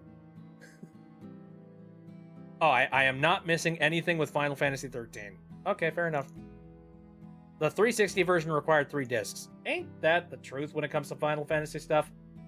Like, I remember hearing stories about how, like, Final Fantasy 7 was on so many freaking discs for, like, the PlayStation. I mean, you know, with Final Fantasy, it's worth it. For 7 specifically. But, yeah, I don't know. PS3 version was 1 disc on a Blu-ray. Oh, yeah, right. That was one of the benefits of the Blu-ray discs. It all came out on 1 consecutive freaking CD. Alrighty. Guitar Hero. Yep. I mean, that was a freaking, like... That was a, like, generation all on its own. I remember, I never played Guitar Hero because I just don't have the proper rhythm and the dexterity to be able to do that. But I knew a lot of people that played a lot of Guitar Hero back in the day. Saints Row. I have played Saints Row 3 and 4, which, apparently Saints Row 2 was, like, the best one. And then 3 and 4 was desperate attempts to try and capitalize on the, shock value of Saints Row 2. But Saints Row 2, like, did it in more of, like, a tongue-in-cheek kind of way. Like, Saints Row 3 and 4 is, like, you take tongue-in-cheek and, like, you bust, like, your tongue through your cheek. They went a little too nuts on it, you know what I mean? Trials HD, I can believe it. I remember Trials being on, like, every freaking console. Elder Scrolls Oblivion. Okay. Gotcha. Madden. Red Dead Redemption, which, as much as, like, people say that Rockstar is, like, you know, people, like, I have so badly wanted to play Red Dead Redemption 2. I don't want to hand money over to Rockstar. I'm gonna be real. I've heard some of the scumbaggy things that their CEO has said, and no. I don't like the idea of basically video games just becoming, like, you know, mass money-sucking services, essentially. Basically, like, only making video games for the sake of, like, perpetuating the exact same video games over and over and over and over and over again. Which is kind of like what Grand Theft Auto 5 ended up becoming. Just, like, one gigantic cash cow that they kept on milking and wouldn't stop. Anyways. Dead Rising. Dead Rising. Yeah. I don't think I ever played Dead Rising. But, you know. Good thing the game has been cracked on PC, lol. That's true. Rock Band. Hello, Harmonix. Welcome back to the fold. Another Madden. More Guitar Hero. Lost Planet Extreme Condition. Dude, wait, I remember Lost Planet. Oh, jeez, yeah. God. Isn't that the one, like, you know, the game where you're in the Arctic and all the things that you can kill have got, like, gigantic orange, like, shooty lights? Where you're just like, bang, bang, bang, bang. I remember that one. I never played it, but, like, I remember it. And, like, oh god, 2006. Holy crap. It's been a long time. Oh, dude. Oh. Mass Effect. My beloved. If it weren't for the fact that it's an EA game, I would enjoy you very much. I would like this game franchise very, very much. Mace Guitar Hero 3 sold less than Guitar Hero 2. I liked it way better and thought the popularity peaked. Yeah, that's kind of surprising, I guess. But, like, I don't know. It's like, Guitar Hero 3 was basically just Guitar Hero 2, except, like, more. Actually, Guitar Hero 1 was good. Guitar Hero 2 was just Guitar Hero 1, except more. Guitar Hero 3 was like Guitar Hero 2, except slightly shined up. And that's when I feel like the franchise, like, fell off a cliff. You know, it's like they did Through the Fires and Flames, and bleh. That was the end of it. But anyway, dude, like, I think maybe I talked about this on the stream. Or I talked about it on somebody else's stream. I don't remember. Actually, I think it might have been on Synth's stream. There was a sale going on Steam a little while back. It was Mass Effect the Legacy Edition, I believe. It was on Steam, $7, and you got all 3 of the original trilogy of the Mass Effect series, which is like the best of the entire series. A lot of people, like, you know, clown on Andromeda, which honestly, I think Andromeda was just a case of they needed to let that cook in the oven for way longer, but, you know, mandates kind of like require them to push it out the door. But anyway, no, the entire Mass Effect original trilogy, for as shitty as the ending was, I really enjoyed playing Mass Effect 1, 2, and 3 massively. Haha, waka waka. And, like, to this day, I'm still a little bit nerdy when it comes to a lot of the lore of that game. I've kind of lost a little bit of it, but, like, you know, it was really fun. I really enjoyed it. And I was very tempted on picking up the $7 Legendary Edition because it's basically all 3 of those games again, only, like, enhanced for, like, 4K screens and stuff like that. Sounded really cool, really wanted it. And then I saw the requirements for the game, and it saw that you needed to have an EA account in order for you to be able to play it. And I was like, no. Dude, the reason why I haven't played Mass Effect on the stream is because if I play Mass Effect on stream, I want to play all 3 games. Full stop. Like, and I have games 1 and 2. And those are, like, completely devoid of any stupid EA, like, Origin bullshit. However, like, it was game 3 where they decided to staple Origin stuff to it. And I regret buying that game from EA because, like, again, it's really frustrating to have to, like, install somebody else's proprietary stupid market and then have it shoved in your face all the time. So, yeah, no, I haven't bought anything from them since. Yeah, there's Mass Effect 2. Yes.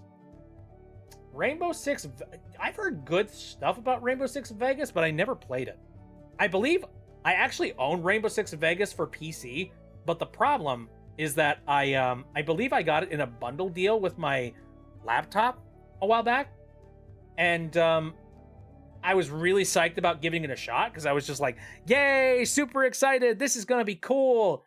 Then I started the game. I started the laptop up and I tried to install the game, and I found out that apparently the game didn't even work on the version of Windows that I had. For some reason, the people that I bought the laptop from was just like, they bundled the CD with a game that you can't even play it on the laptop that you bought it for. It's just like, thanks, guys. Appreciated. Call of Duty 3. Just Call of Duty 3. Dang. No Modern Warfare to speak of. What a strange and alien concept. More Madden. Hey, Fallout 3. Neat. BioShock? Oh, good lord. That was like a juggernaut of a game. Crackdown! Oh, man.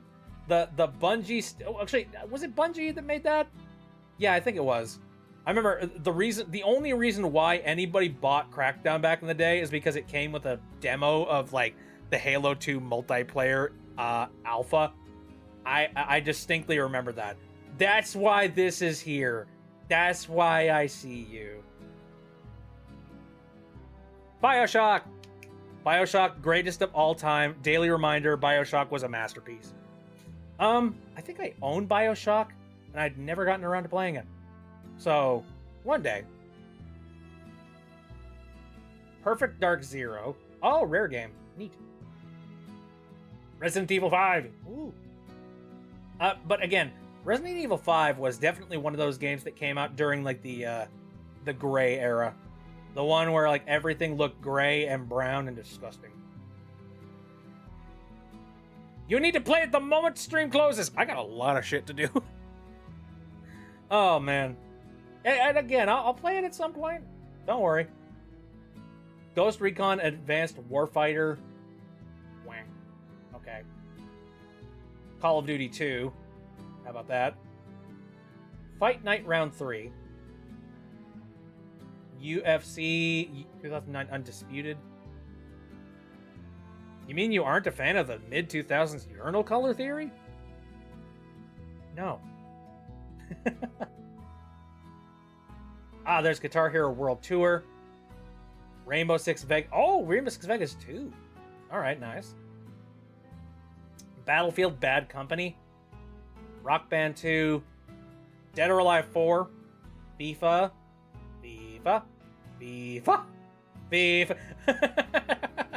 All the FIFA just sits at 1 million. Okay. Oh, Halo Wars. Dude, okay. That was a really interesting concept, but it was executed on a platform that I don't think it had a lot of room to spread its wings. That being an RTS on a console. Alright. There's Left 4 Dead. Oh, Ninja Gaiden 2. Alright. Oh, the orange box! Yeah! Oh, dude, the orange box. So many good games all in one place. It's basically the like that was the secret, like, you know, it's like the secret little drug that was slipped underneath the door, just being like, hey, you want PC games? Here, have this. Oh, and while you're at it, maybe download the you know, this platform called Steam that runs them all. Yeah, the one that had Portal and other stuff. Oh, there's ton. Yeah, Portal. Portal was kind of like the one thing that people were just like, ooh, that. Ghost Recon, Advanced Warfighter 2. Hey, Viva Pinata. Neat. And Trials. So that was a list of all 360 games. Nah, that's fine.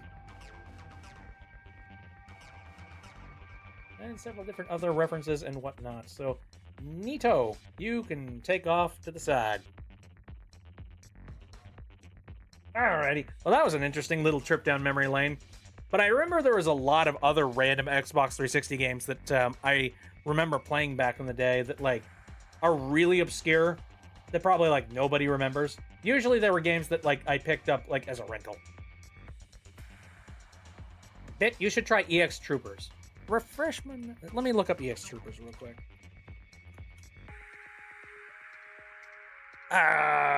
The EX Troopers. 3DS game, eh? Interesting. Here's I sent a video.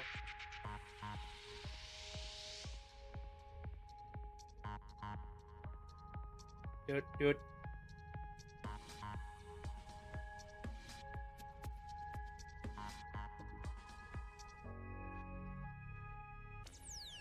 Did this game come out on both the PlayStation 3 and on the 3DS?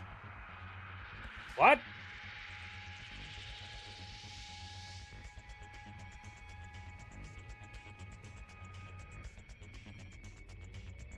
Weird. It definitely has an aesthetic that I feel would work for a 3DS. God, I remember when the 3DS came out. Like, the 3DS was such, like, a game changer to me. It was like having a GameCube in your frickin' pocket, and that blew my mind.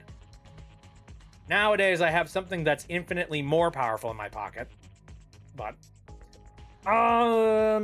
interesting. Okay, EX Troopers.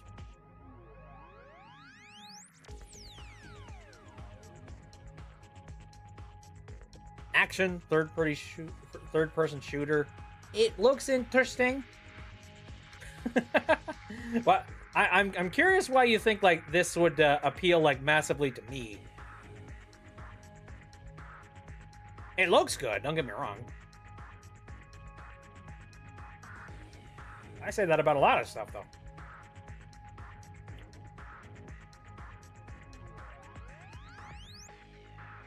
"3DS Lost Planet spinoff released in Japan only." Oh, okay. Gotcha. Understood. Oh, Hexadrive. Oh, okay, for the play. Well, all right. So this thing came out on the 3DS and the play. So this is all right. Okay. Lost Planet is fun, and this is a Lost Planet game, same devs and series. Interesting. Well, I didn't massively get into Lost Planet. Like, I know of it. I have nostalgia for like, holy shit. I know Lost Planet. What the fuck? I don't know necessarily if I like would dive on it or something like that. It's interesting that like, oh, so the 3DS version was only exclusive in Japan. It's unfortunate. And then of course there's the PlayStation 3 version. Was the PlayStation 3 version released in the United States then? No, it was not. But you said there was like a fan translation of it. It uses assets from Mega Man Legends 3. That was a very tragic moment in history. Everybody and their dog was picketing, being like, "Please give us this game!" And then Capcom actively went, "No!" A complete fan translation. Okay, neat. God, speaking of Mega Man, though, I saw the news that there's going to be a new Mega Man game. We'll freaking see about that. I'm gonna be real. Every single time they make the announcement that a new Mega Man game is coming out and that it's revitalizing the franchise, I'm just like, yeah, sure. You go ahead and say that.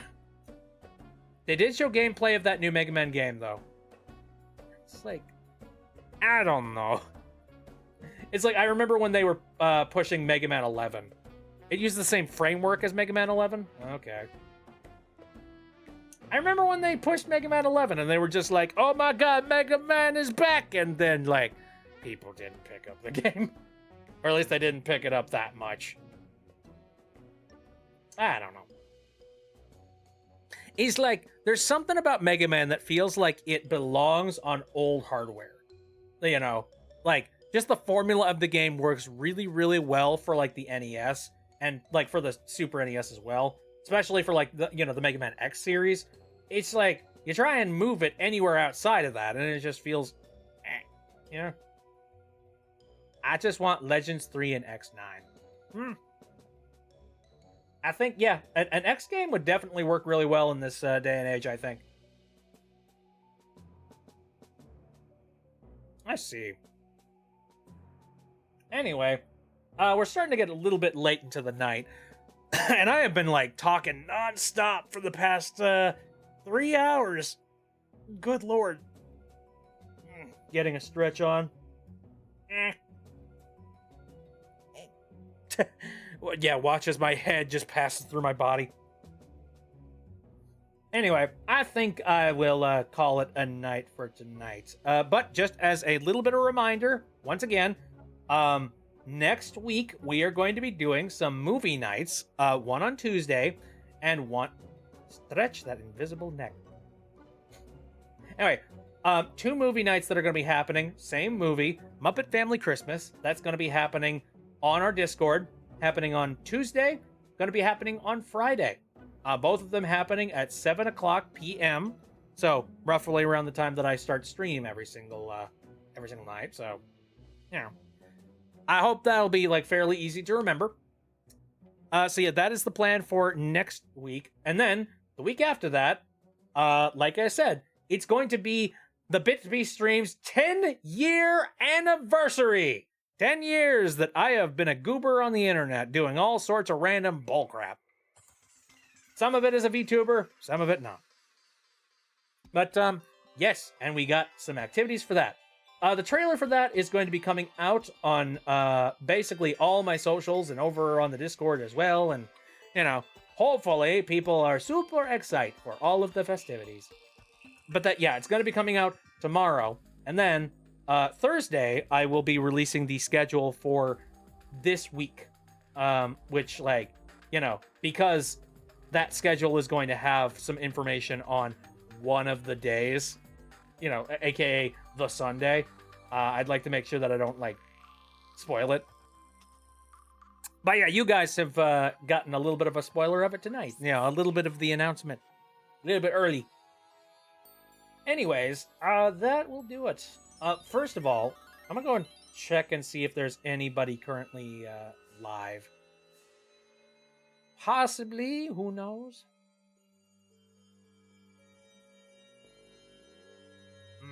Nobody that I immediately can recognize. No, not really. I'm feeling a little bit tired, so I think I'm just gonna go ahead and just call it a night. So, thank you guys for coming out. It's been incredibly fun. And it's been nice just sort of gabbing on. Oh, and I didn't mention it during the stream. Major apologies that I didn't stream the other day. Like, seriously, I've been adjusting my sleep schedule and, like, I felt super tired. Just absolutely knocked out on Wednesday previously. Oh, no, sorry. Saturday. So, yeah, I'll dive back on doing a little bit more Silk Song next Saturday then. And also, yeah, I will very likely be playing some Slime Rancher 2 on Wednesday, coming up pretty soon here. And then again, the chaos begins as I do a bunch of the fun anniversary special things. I hope you guys are excited for that. All right, I'm going to take off here. Again, thanks for coming out. Have a good one. See you later. Blah, blah, blah, blah, blah, blah, blah, blah, blah, blah. Goodbye.